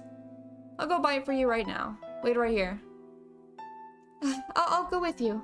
Saying that, she grabbed onto my arm once again. She wasn't trying to be stoic anymore. I think I know why. My sister likes you. Hey, is it alright if I start to like you a bit too? Kei-chan! Oh my god. The unfamiliar situation made my head start to spin. Whoa, what am I doing? I had reached my limit. Smiling wryly to hide my embarrassment, I dragged Shion to the store with me. Oh. Excuse me, I want to buy that doll and the dress that's in the window. After a moment, I heard a voice of acknowledgement, and an apron-clad employee soon appeared. Yes! I knew it! Dude! Oh my god, oh my god, oh my god, oh my god. Dude, East. Dude. Oh my god. Oh my god. The gun-wielding mistress has appeared. Dude, what the heck? I'm never wrong. I still think Mion has some issues, but maybe Shion's just projecting or something? I don't know. Oh my god. Even when I'm wrong, I'm right. Shut up. Kei-chan! And why are you here? This has nothing to do with you. I'm on a date with Kei-chan. Oh my god! Literally just out with it. I'm on a date. Being silent on this stuff is painful. Huh, what? Why is Kei-chan? Even if you ask why, I'd like to know the answer myself. Mion looked at me with an expression of confusion and surprise. The answer is simply, everyone in this game has issues. Yes, that is very, very true. Built on my confidence in the magic word, no. Mion looked at me with an expression, yeah. But it was the same with me. If she was there, then who was next to me? I said it right at the beginning. I'm Shion Sonozaki, my sister's younger twin. Kei-chan, you even called me Shion, didn't you? Shion saying that pouted cutely. Oh, what's going on? Tell me, Shion. Not much. I was wondering what kind of person this Kei-chan you were so infatuated with was. I just happened to give him a ticket to the Desert Fiesta. There, when I was being bothered by all sorts of troublesome customers, Kei-chan gallantly appeared and saved me by kicking them all to the curb, or something like that. What? Both Mion and I raised our voices pathetically, expressing our confusion to the utmost. Mion, you phoned me yesterday, right? I didn't. I have no idea what you're talking about. I delivered that bento for you, didn't I, Kei-chan? That was me, right? Or was it my sister? What is happening? Bro, what? Oh, God. We'll figure it out, right? Person known as Mion Sonozaki put together a bento and bravely went over to the boys' home to deliver it, maybe. Well, you're all bolder than you look, sis. Wait. Okay. Okay, so she made the bento. Wait, Mion made the bento. Okay, so Shion didn't make the bento. It was Mion who did that. Okay. With a lot of Paw Patrol smoke began to rise from Mion's head. No, I don't know. See, Kei-chan, my sister says she doesn't know. So everything up until yesterday was me, Shion Sonozaki. You may have thought it was my sister pretending to be me, but with this, there's no doubt, right? I couldn't tell up from down at that moment. there was a mirror around, I would have seen my eyes go wide from shock. One of them is an imposter.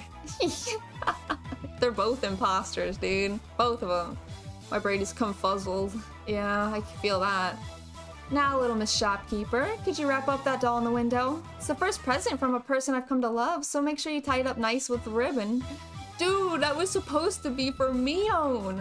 Oh, God. Mion, completely flustered, was being cornered by a sly-faced Shion.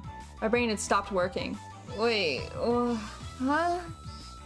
Kei-chan? What is going on? Well, let's go. Kei-chan. It's already dark out, so I'll see you home. Sis, sorry, could you phone the house in Okinomiya to have them send out a car? Would be a van that we can fit a bike into, please? In contrast to Shion, who had glee written all over her face, Mion was an empty shell that looked like she could burst into tears at any moment. Kei-chan. After that, Mion's grumblings were unrelenting. My god. Yeah. So, it really was Shion, huh? That's what Shion wants you to think. Yeah, I'm fairly certain Mion was the one that gave us the food. It can only get more confusing. Oh, thanks, Gun. That's super helpful. Oh, only more confusing, right? Let's look at the new tip. Hopefully it won't be too long. It hasn't been a while. We could do one more little section. Stop saying it's been a while. We've seen each other every day until yesterday, haven't we? Whatever. If you say so, we'll go with that. Someone from Shion's house came to get me in a station wagon. I'm sure everything will turn out fine. Yeah, I'm sure about that too. I initially refused, but Shion insisted, so I had both my bicycle and I ended up stuffed in the car. Said car was currently driving across the single bumpy road leading to Hinamizawa. For goodness sake, Shion was at Mion's level at least, or maybe even a better actor. Either way, no matter what questions I pressed her with, she slipped out of them like an eel. Still, you two look so alike. If you tied your hair back like Mion does, would you look exactly like her? Who knows? That's probably what would happen. We're identical twins through and through. In the past, we could just change our clothes and no one would be wiser. I remember we'd sought places at every opportunity and fooled a whole lot of people. The middle-aged driver wearing a black suit heaved a heavy sigh like he was a butler. What's wrong, Kasai? That was a pretty deep sigh. Excuse me, I was just thinking that you haven't changed. You can see many years of hardship on the man's face through my rear-view mirror. Oh, wow. Anyway, Kei-chan, your house was around here, right? Kasai doesn't know much about Hinamizawa aside from the road that goes to the Sonozaki main house. If you leave it to him, he'll take you all the way to, Yaguchi. Yeah. Yaguchi? I don't want that. Excuse me, could you stop at the narrow road at the next right? I'll walk from there. Stopped the car at the desired place. Driver Kasai-san got my bike out of the trunk for me. Sorry about that. Thank you very much for showing me home today. Was it Kei-chan? Kei-san, your name that is. Yes? You must be having various difficulties, but I believe she will grow tired soon, so please endure things until then. She will grow tired soon. Gave me a deep, deep look of sympathy. This guy's definitely been dealing with the Sonozaki sisters ever since they were little kids. However, like Mion-san, she's a kind person at heart. So that means she'll be much of a bother as Mion, right? The man's face froze in a smile, his reply lost. Hey, back me up here.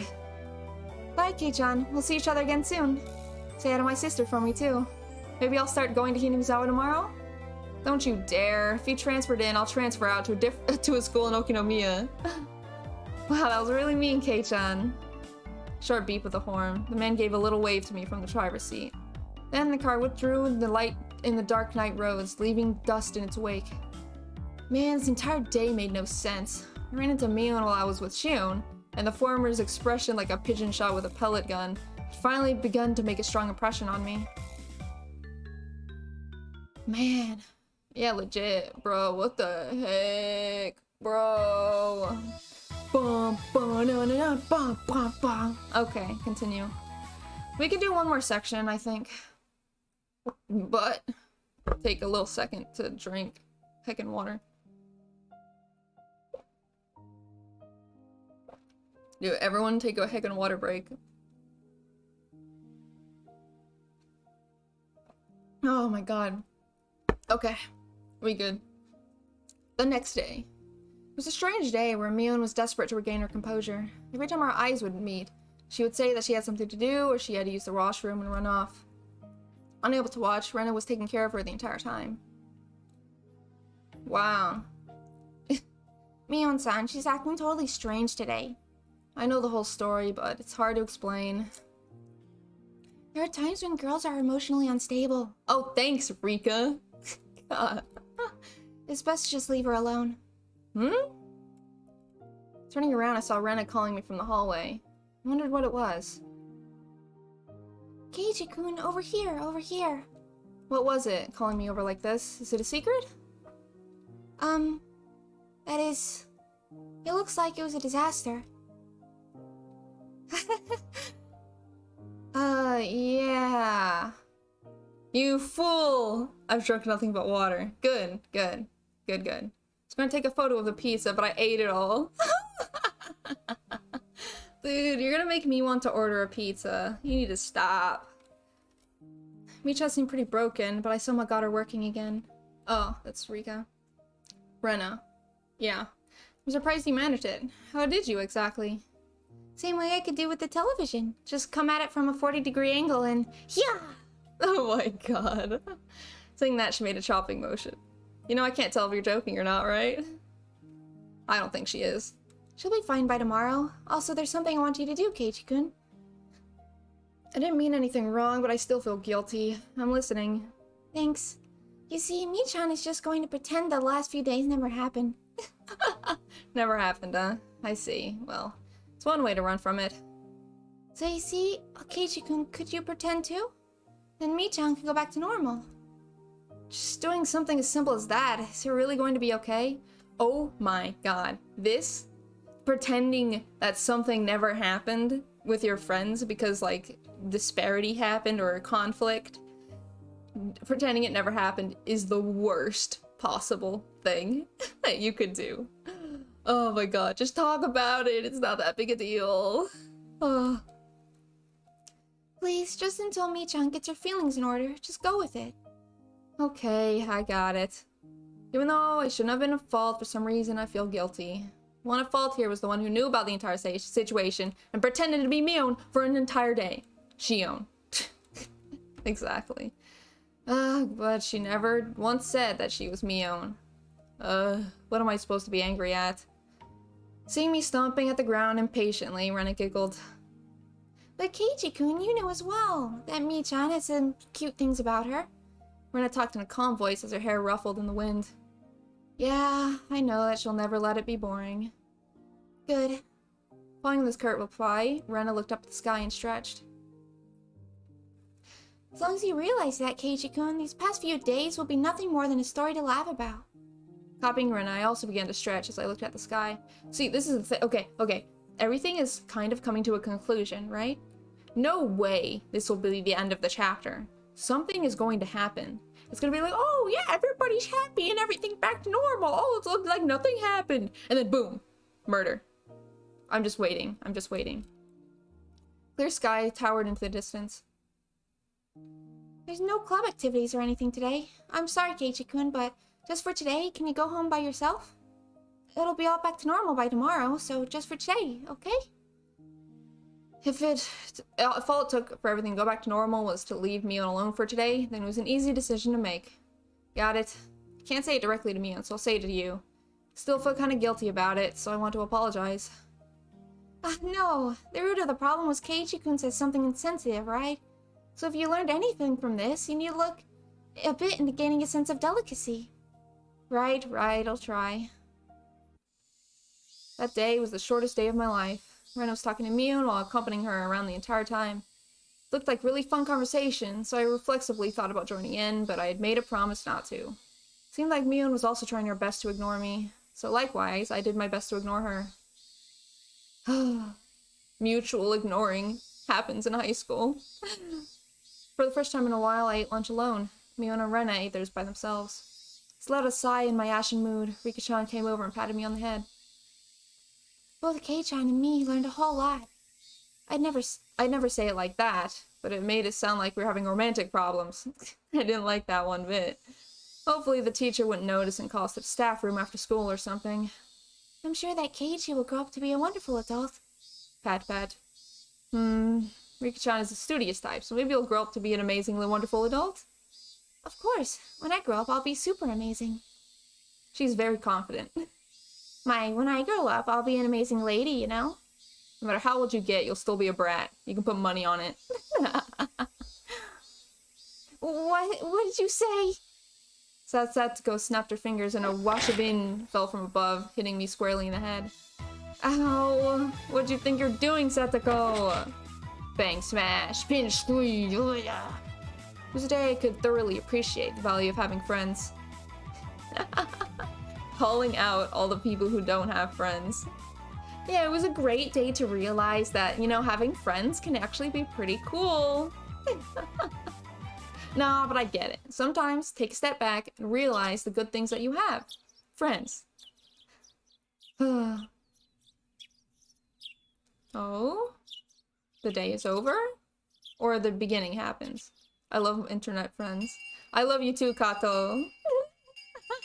I love you too. Today was Saturday, so the school ended in a blink of an eye. Felt really good to go home with the sun so high in the sky.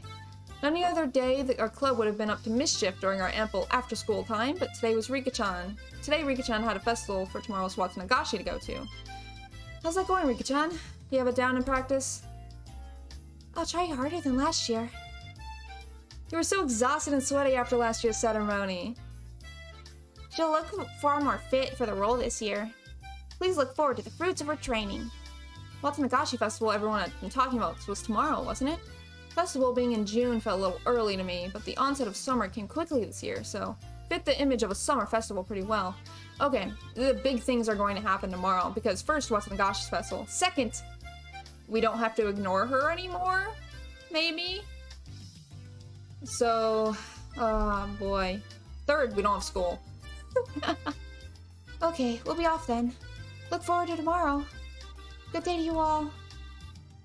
Setsuko and Rika-chan waved to us energetically and then left. You know, I never asked, where is the festival happening anyway? I don't remember there being anywhere around here that seems suited for hosting one. They do it at the Furude Shrine. We went there for a walk one day, remember? There's that place with a really good view? Oh right, I remember. There was a shrine all the way up on that hill, wasn't there? It seemed far too grand for Hinamizawa. There's a grand meeting hall at the shrine too. The older people get together and sing karaoke or practice calligraphy from time to time. It's more like a recreational facility than a simple shrine. I see. I guess that makes sense that it looks like grand then. Mii-chan, is your family going to help set up today? Yep, we've had male hands for that. Most of our relatives come from town to help. Male hands, huh? Well, I mean, I have nothing to do at home today, so... Would it be a problem if I squirm my way in there to help out too? No talking! You were supposed to ignore her! Oh my god. Keiichi can't even follow one simple rule. Huh? You want to help us, Kei-chan? Not if it'll bother you all. I was just kind of interested. We had bond dances and other festivals in the town I used to live in, but I didn't know where they took place, much less wanted to help. I could say that I had absolutely no connection to the region. Having come to Hinamizawa, though, it really made me feel like the place was a home that I had returned to. Before I knew it, I harbored little interest in the small community activity of preparing for a festival the day before. I wonder if you'll be able to, Keiichi-kun. There's a lot of building tents and setting up chairs. I hear it's pretty hard physical labor. I mean, I wouldn't be doing it alone, right? The more hands we have, the faster we'll go. Mion looked happy to hear that, but at the same time her expression was complex, tinged with hesitation. Rena gave her the last push for me. It's decided then. You should go for it, Keiichi-kun. It's all yours, Mii-chan. Put him through the ringer. Well, I can't argue with the recommendation from Rena. Okay then, go home first and put some work clothes and come to the shrine. Oh, and you might want to bring a towel to wipe your sweat too. Got it. I may look scrawny, but I actually quite like breaking a sweat under the hot sun. I don't know if he's being sarcastic. Careful you don't hurt your back, okay? Right, enough of my old man spiel. I'll go to the shrine too, as soon as I've changed. Mii-chan, you do your best too. Bye-bye. Mion waved vigorously to us and left. As far as I could tell from her gallant, retreating figure, she seemed to have recovered from the weak state she had yesterday. Oh, okay. So yesterday was the no talking, and then today's... Okay. Girls are quick to get over things. Oh, really? Are you sure about that? Mi-chan is already fine. Yeah, but she's probably dying on the inside, you know? It's not good to cover up your feelings like that. Right. Switching back to normal so cleanly really makes it easy for me to talk to her. It's kind of funny though, wasn't it? Kind of like Cinderella? Like, you can't meet her anymore once the magic wears off. Rena began to giggle a fair bit of amusement. Did she like this sort of thing? Incidentally, me going along with it gave me a weird, hard to describe feeling. So did I turn myself into a plaything or did they do it for me? If you think it's so funny, then you should try pretending to be a different Rena too. No! Keiichi, you don't want to say that! You don't want to say that! We had our fare of different Rena in the last chapter. Oh my god.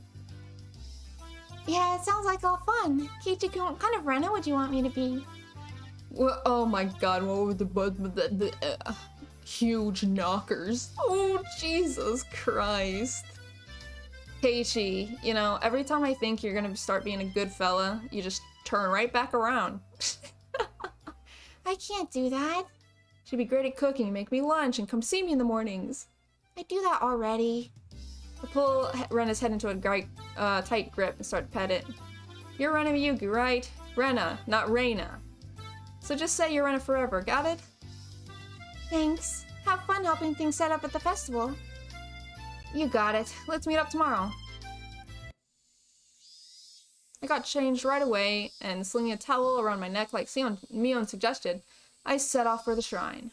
I keep accidentally saying shion. Oh my god. Oh? Yep, we're moving. At the shrine, there was even more people than you'd imagine that even live in Hinamizawa there. Again, 14, 15-year-old boy in 1983. Yeah. Really do be like that, huh? All cordoning off areas, setting up tent frameworks, chatting amongst themselves as they did so. Keiichi's a boomer. He is! Well, he's a Gen X, apparently. He's 10 years younger than my parents.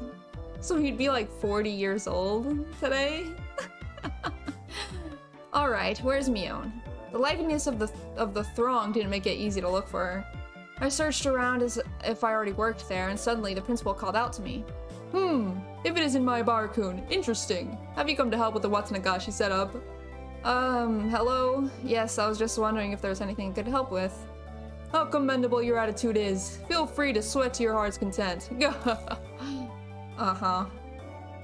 Spurred on by the principal, I came upon a group of people setting up tents. Oh, what's this? It's my bar-chan. Chan? Ooh. Did you come all this way to help us?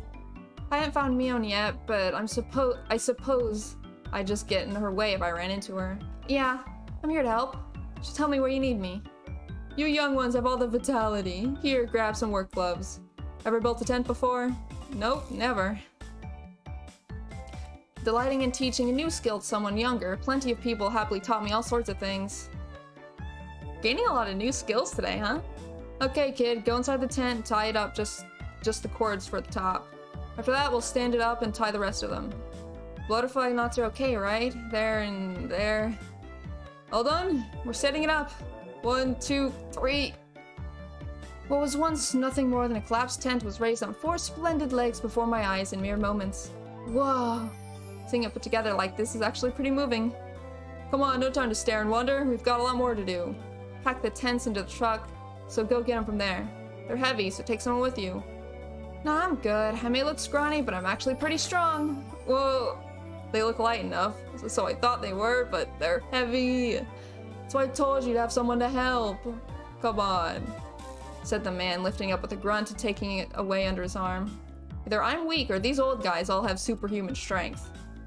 Let's go, you're the youngest one here, so we're gonna make you sweat for it. Do your best. Beer after work is the best. I'm a minor. Yeah, who cares? Really. In 1983. Sweat dripped from my body. I had been fully and completely absorbed in helping them. Never would have thought that cold barley tea from the Women's Society could taste this delicious. You're so young. Make sure you drink a lot. Thank you. It was then I realized the crowd had formed near the shrine a ways off. Oh? I took a closer look. I saw a girl dressed in a shrine maiden garb and a handful of old men looking like they were preparing for the ceremony together. Is that Rika-chan? Hey, Rika-chan! Do your best! You best. Do you best, yeah. I shouted and it seemed like she heard me. Rika-chan, positively exploding with vitality, answered with a smile. The other guys with me watched Rika-chan as well with distant gazes. Probably judging, honestly. Rika-chan is doing a great job. She seemed far more used to this than she did last year. The old lady who gave me a tea clasped what looked like prayer beads in her hands and said, Rika-sama, we thank you, we thank you.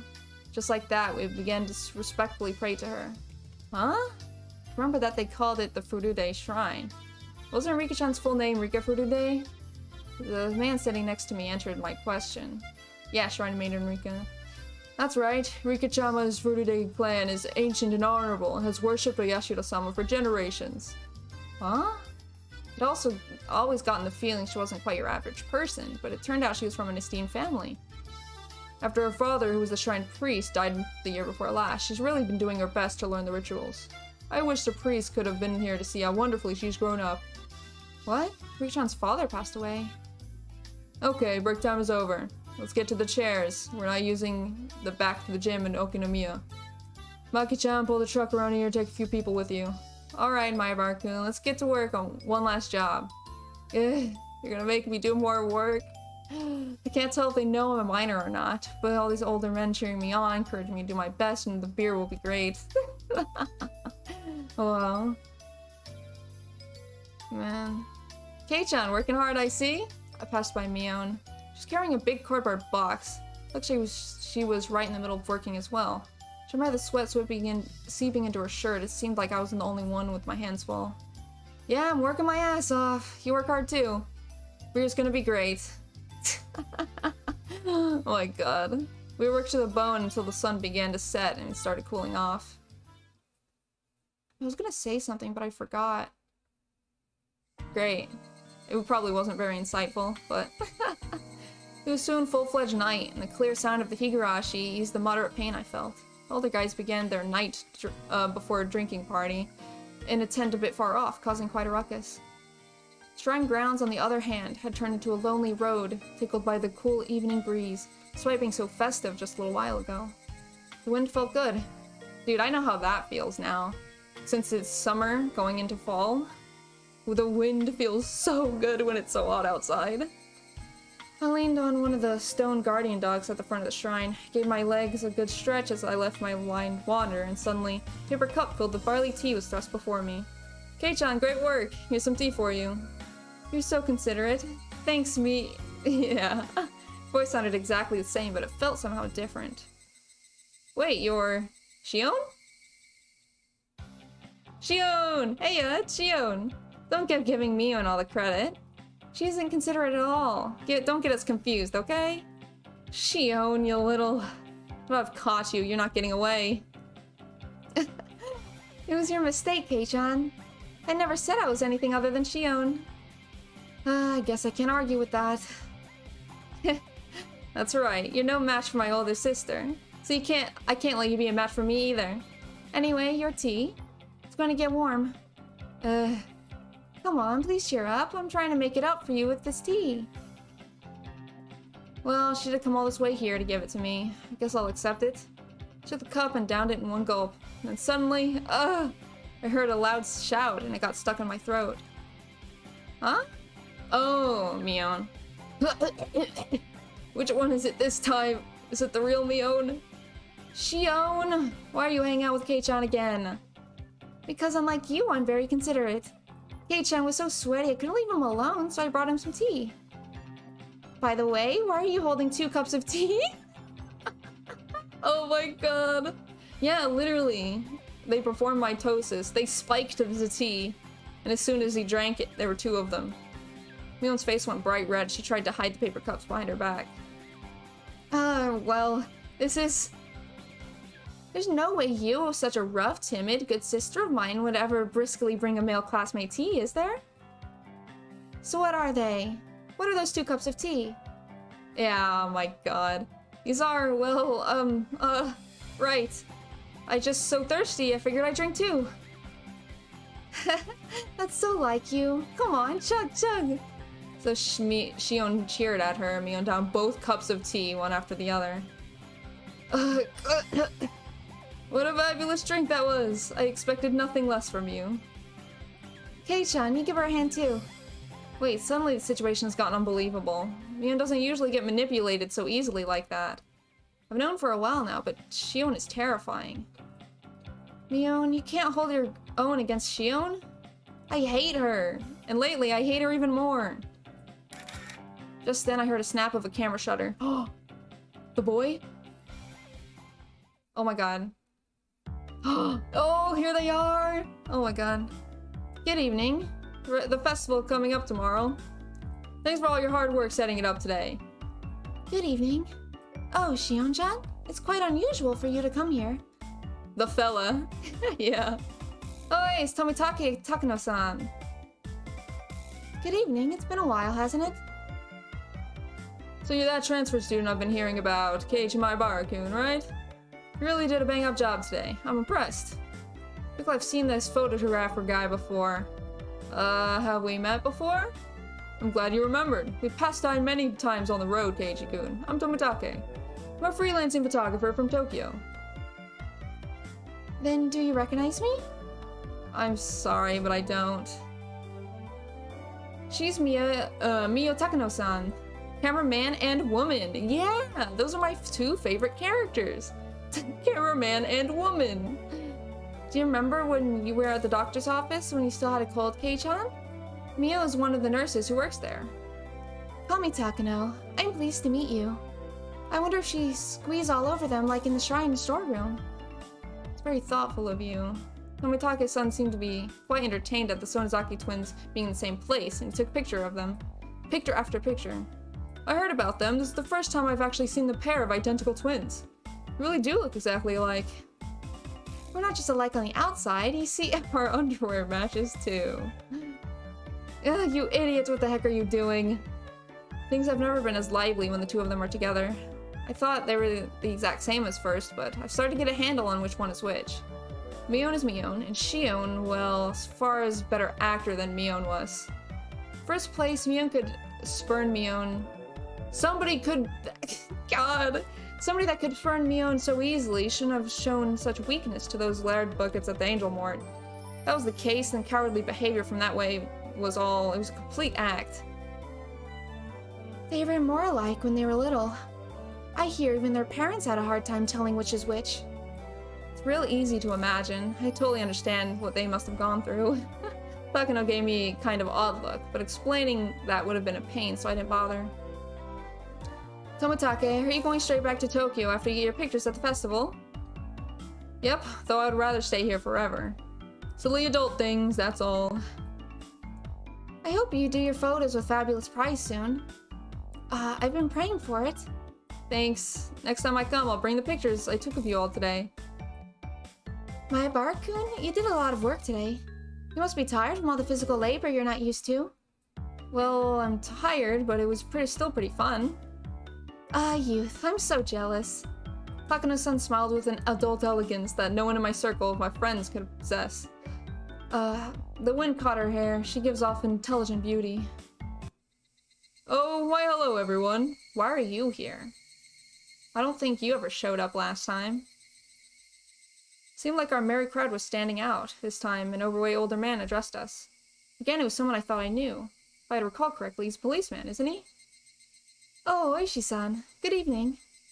Doing a preliminary security inspection for tomorrow? Something like that. Oh, if it isn't Tomitake-san. It's certainly been a while. I'm honored you remember my name. You really do love Hinamizawa, don't you? Apartments around here are far cheaper than the ones in Tokyo. You should just move here and get it over with. I know a realtor I can introduce you to. I appreciate the thought. I very much like to follow up on that. Alright everyone, have a good year. And Happy New Year to the Sonozaki twins too. Happy New Year, Detective Oishi. We appreciate all your work. We'd like to end this year's festival with the least amount of inconvenience possible. Ha! Not like last year, right? Everyone laughs. That's pretty strict on me. Detective Oishi left us with a low laugh and headed off to talk about some police officers standing ways away. I gave Mion a glance and saw her making an annoyed face, as if she were glaring bullets at someone she hated. Yeah. Yeah. Yeah. It'd be nice if the police didn't have anything to do during Watanagashi this year. Yeah, this is where Keiichi's gonna be introduced to, you know, all the horribleness that happens. You like this place too, don't you? Oh, you mean to say you dislike it, Jiro-san? I quite enjoy such fantastic stories, you know? Especially with the times being so dry and uninteresting. The curse of a Yashiro-sama, you mean? Yep, here we go. Curse? Tomotaki-san used a troubling word. Then suddenly someone tugged on my arm. Kei-chan, I'm pretty hungry. Want to go to the tent with the drinks and have some candy and sweets? Yeah, this is where Mion pulls us away from being able to learn anything. Right? I'm up for that. I've gotten a little hungry as well. Okay, let's go. A moment later, Shion said something to Takano and Tomotaki that stung my ears and gave me a start. Oh? Wait, hold on. I want you guys to hear the freaking cicadas. What? I wonder who will die and who will disappear this year. Yeah, here we go. Here we go! I pulled back from Mion's grip and stopped abruptly. Sensing a pattern, the spooks don't start until the festival. How did you recognize a pattern already? We're only 2 chapters in! What the heck? I didn't even notice, bruh. You freaking wild. Too smart, huh? Shion, what did she just say? Felt like the air around us dried out all of a sudden. Let's go, Kei-chan. They're talking about something silly anyway. Mion, shut up. Let me learn about the horrible murders, alright? Still haven't told Kei-chan? You think? Oh my god, Shion is like... she doesn't care. But Mion's like, stop, shut up, you know? 2 times in a row is probability, not a coincidence. Oh, really? I think that's 3 times, but... I make it a point not to spread stories like that. Shion's cold and quiet tone and Mion's harsh voice were quite the contrast. Wait, hold on. What are you talking about? If you know something, then tell me. Doesn't feel right being the only one left out, you know? I don't understand this. Someone explain it to me. However, Mion didn't seem to be all that willing to grant my request. She squeezed my hand a bit in hers, and when she realized I would hold my ground on this topic, she let go. I'm gonna go drinking first tent then. If you don't come soon, Kei-chan, there won't be any left for you. I get it already. I'll be there soon. Mion left, trotting towards a particularly noisy tent on the other side of the shrine grounds. Before she got there, she stopped and turned her back around. I showed no signs of going after her, though, so she ran off. I could tell you if you haven't heard, I suppose, but it might be smarter not to ask and go with her and eat dessert. Yeah, it's better to not know. Hey now, you've already gotten my full attention here. I'm not gonna leave without asking at this point. I think Kei-chan has the right to hear this too. My sister was just stealing that from you. Shion's voice was bristling with thorns, as if somehow blaming Mion.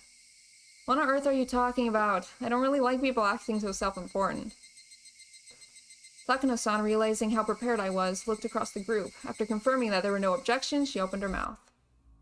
Do you believe in curses, Mayabara-kun? Curses? I think they're interesting, but I don't really. Felt their cynical stares and winced. It's like they were telling me it was stranger not to believe in curses. You're not wrong, Kei-chan. Curses are just superstition. It's only natural that you wouldn't believe in them. Besides... Oh, yeah. Besides, you can take all the time you need to decide whether you believe in curses after you heard us, though. Said Takano, giving a little smile. They're trying to scare me. At least, that's what it feels like. The hottie is back. I think you're back just in time for the spooks. Alright, I'll start. Keiji-kun, do you know about the Hinamizawa Dam project? Oh, here we go! Oh yeah, the other day at Angel March, Shion or Mion rather told me all about it. You mean the plan for the giant dam that would flood all of Hinamizawa, right? That's right. The residents of the town banded together to fight it, and a fierce battle within the government unfolded. Heard about that too. The entire village united, using all the power at their disposal, mass media, political influence, and other things, fought the country. The way Mion described it made it sound like a boast. Oh, you know quite a bit about it. Yes, you're right. It's practically an epic tale, just about 1,000 or so villagers banded together and rejected the government's plans. Did you hear about this from my sister? She likes those kinds of epics, you know? Yeah, she told me. There was, however, an office for the Hinamizawa residents' opposition faction. It was this shrine. You know the assembly hall? That's where it used to be. Now that the whole thing is over, the senior citizens just use it for group activities. At the same time, though, it was their last bastion. Takano-san explained this, pointing a finger toward the assembly hall. I had been carrying things in and out of there all day. I mean, I'd understand if they put an office like that in the mayor's house or something, but having an office on shrine grounds made it feel like kind of a base camp for the Sengoku period warriors. That was basically the mindset, though. Placing the main force in the shrine dedicated to Yashiro-sama, Hinamizawa's guardian deity, was like a prayer for victory. Oh, Yashiro-sama, that was definitely it. They mentioned Yashiro-sama's curse before. Is it the same with Yashiro-sama? I mean, yeah, probably. You could assume that. Do you know about Yashiro-sama, Keiichi-kun? It's the same as the name of the god worshipped at the shrine. It's said that he protects all of Hinamizawa. Well, I don't really know much about him. I see. Well, I think Takano-san knows more about the rest. Tag, you're it.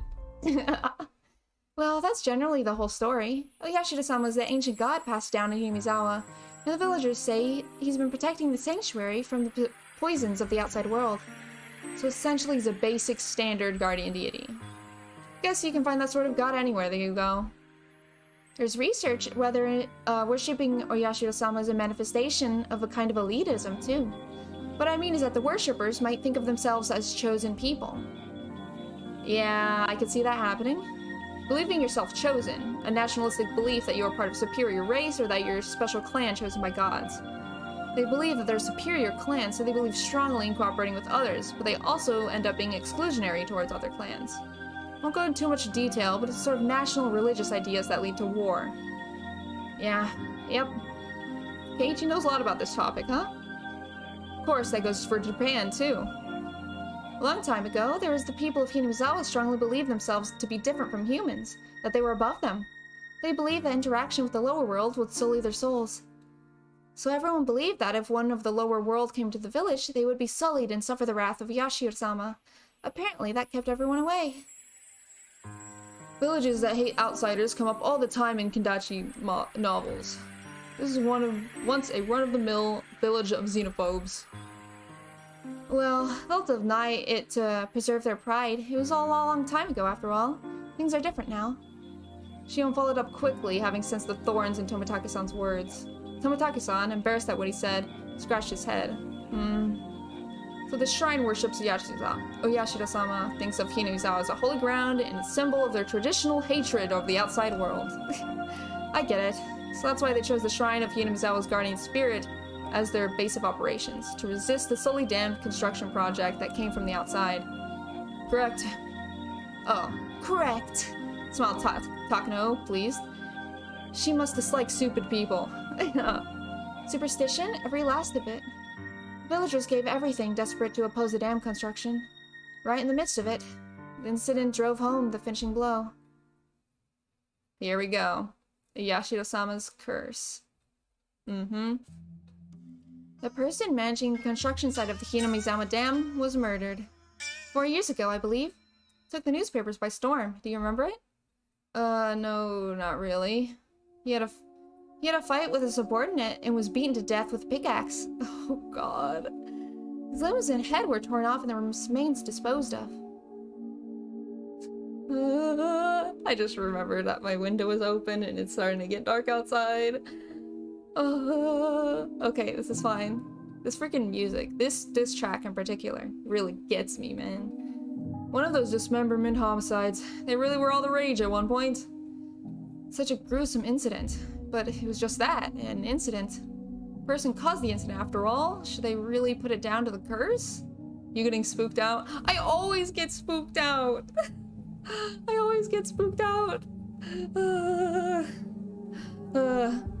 Then the following year, the man who had organized Hinamizawa's group of dam proponents, he fell from a cliff while on vacation and died. Apparently, it was an accident. Of course, most of Hinamizawa was hostile towards him. The police were all over the case, as if it were a homicide, but in the end, it was judged to have been an accident. Now it's an accident. It's the most curse-like one, but it's still far-fetched. And then, on the next year, this time, this priest of the shrine contacted an unknown illness and suddenly died. This may sound like a little rude, but the old priest was kind of wait-and-see type.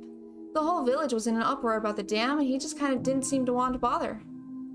The symbol was the shrine was a symbol of opposition movement, and its priest, well, his attitude worked against him. The villagers at the time had hope for a leader, but their hopes were betrayed. Some people are apparently pretty angry, too.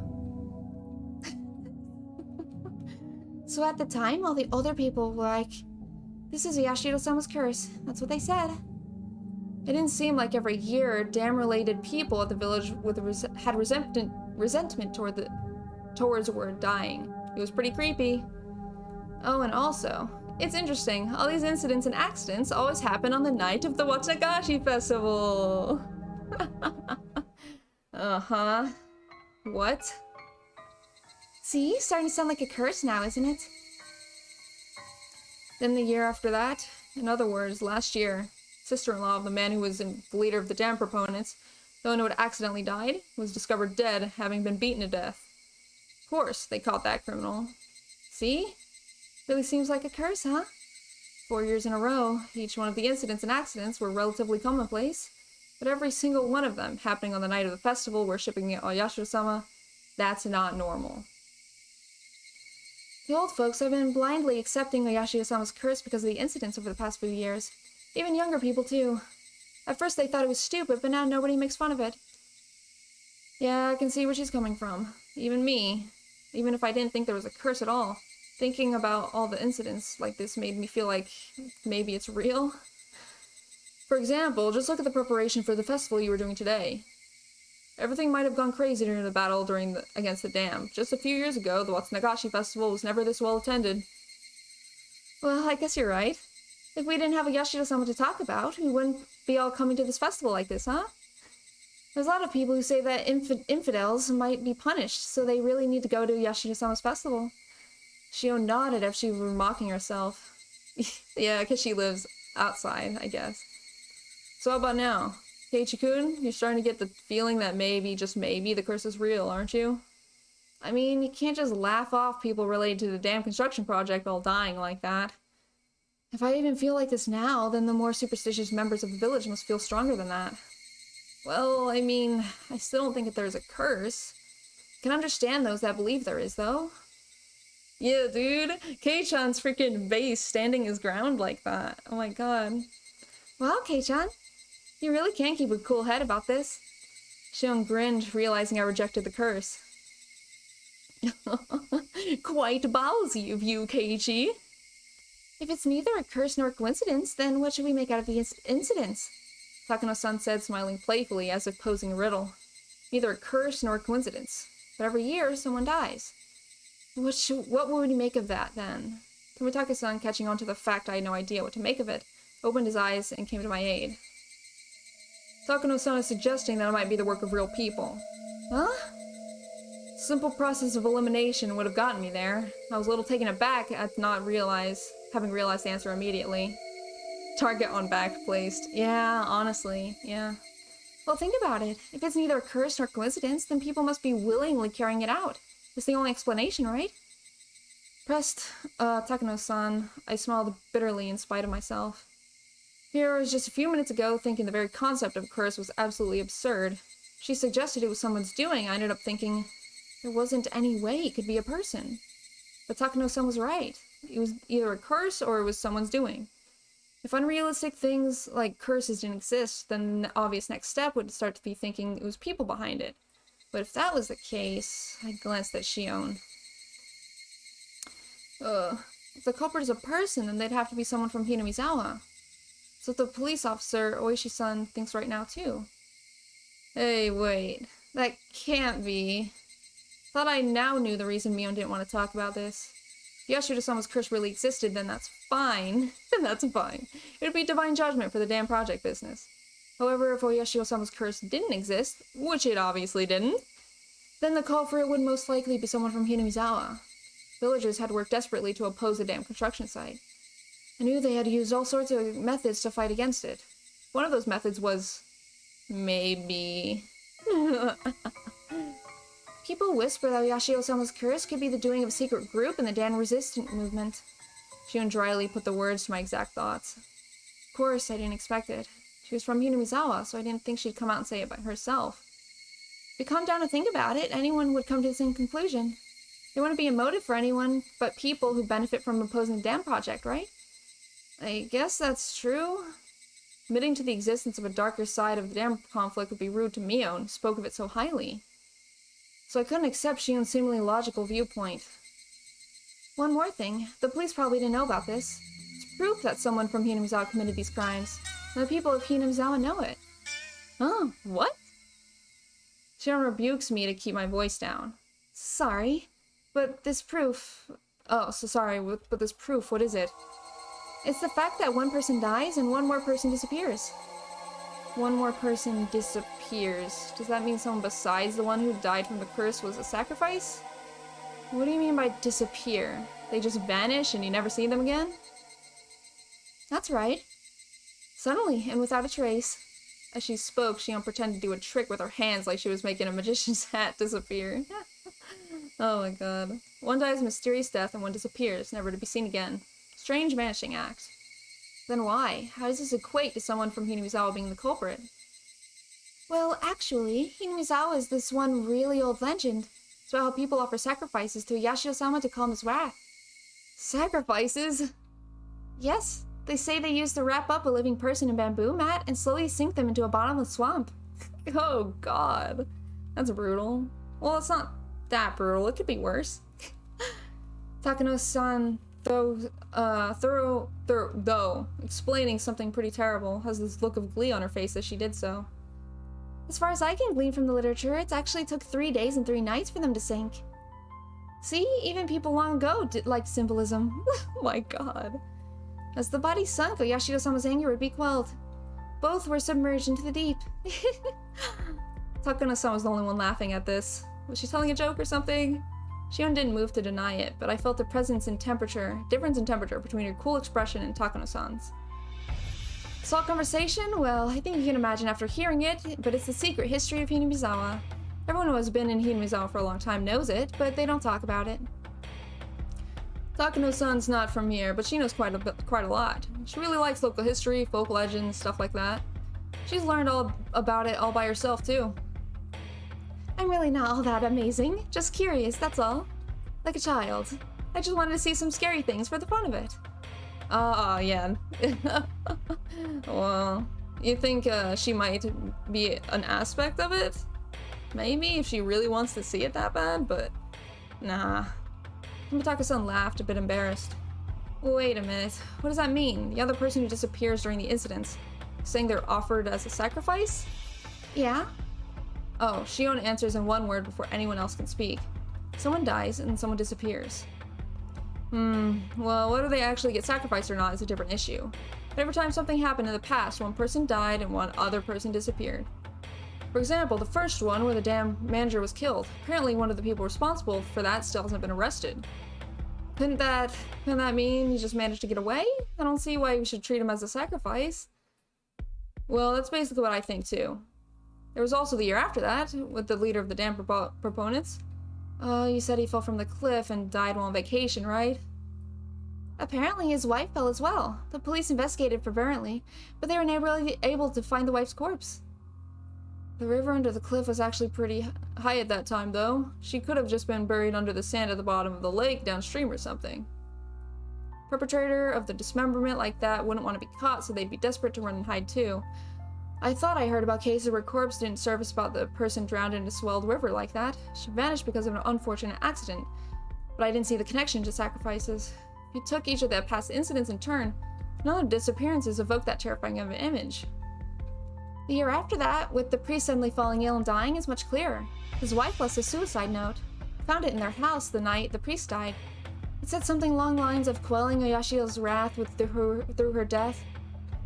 The curse seems to turn up in this one, though. Well, we may never know the truth of the matter. The swamp of the wife drowned herself in was a giant abominable one Takano mentioned before. Police investigated it, but all they could find were several of her possessions. They never found the corpse. Police suggested it was a fake suicide, but they're still investigating it now. Someone dies every year, in the same way someone goes missing every year. You're trying to tell me that everyone who vanished was kidnapped by some extremely efficient means and dumped into a bottomless swamp, still alive, and drowned to death? But a curse? That's unbelievable in its own right. The next year, what was it, the damn proponent's sister-in-law? She was killed. And the same way, someone disappeared. It was a boy around my age. Oh, me saying, yeah.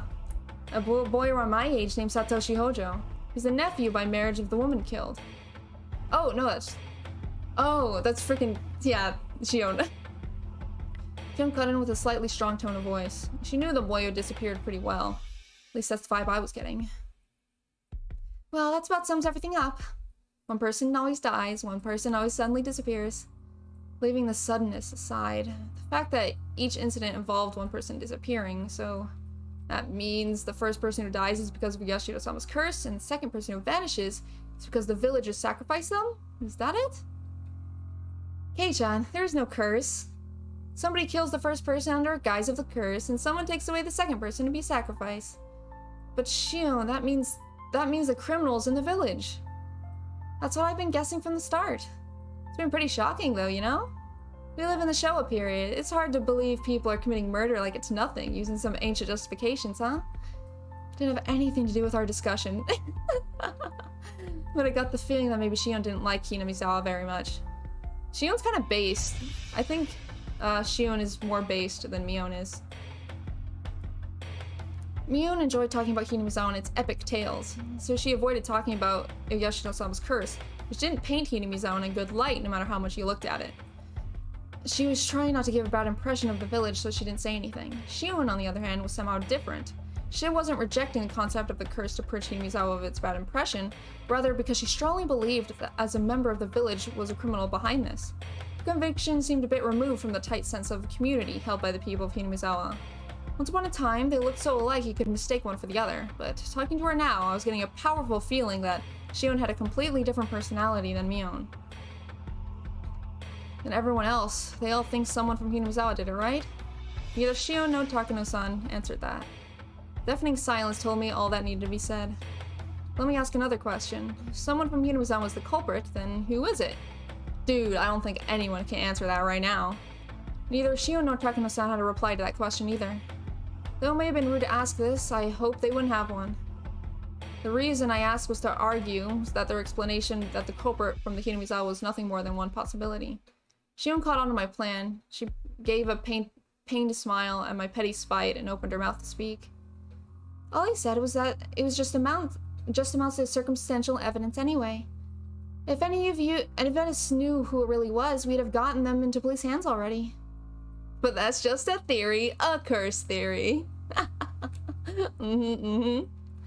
As would anybody. Then what about Takano-san? She too smiled dryly as Shion had opened her own mouth. Well, I'd like to clear one thing up. I'm not a detective or anything, alright? In all honesty, I'm not really interested in who the culprit is. I just want to see someone murdered. Takano based. Takano-san, he's sure a handful. Tomitaka-san gives a bitter laugh at her surprising opinion on the matter. You see, I just like cruel and atrocious ancient traditions and fairy tales. I only enjoy them from a curious onlooker's perspective. So even for this string of events, it's not so much finding out who the culprit is, but enjoying thinking about how the old traditions displayed by some incidents themselves still seems to have some pretty deep roots around here. Though she described herself as nothing more than a curious onlooker, her smile was as sharp as the tip of a blade. A woman like her felt very strange and a little scary to me. Sounds like something Hyde would say. Yeah, I agree. Maybe it's just that I was fearful and in fearful awe of the person whose emotions I couldn't comprehend.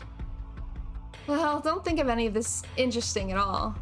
Watanagashi Festival is coming up tomorrow, but I don't want anyone to die or disappear. Tomorrow, huh?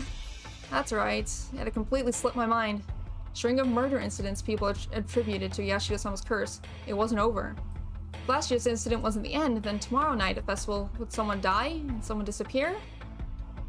I do wonder who will die tomorrow and who will disappear, though. Takano said, running a comb through her hair with elegant movements, with a thin smile and a voice that nearly made me shudder. She almost looked like she was enjoying the thought of the incidents that would happen tomorrow. Then, out of the blue, we heard a loud round of applause. They seemed to be ending the drinking party early.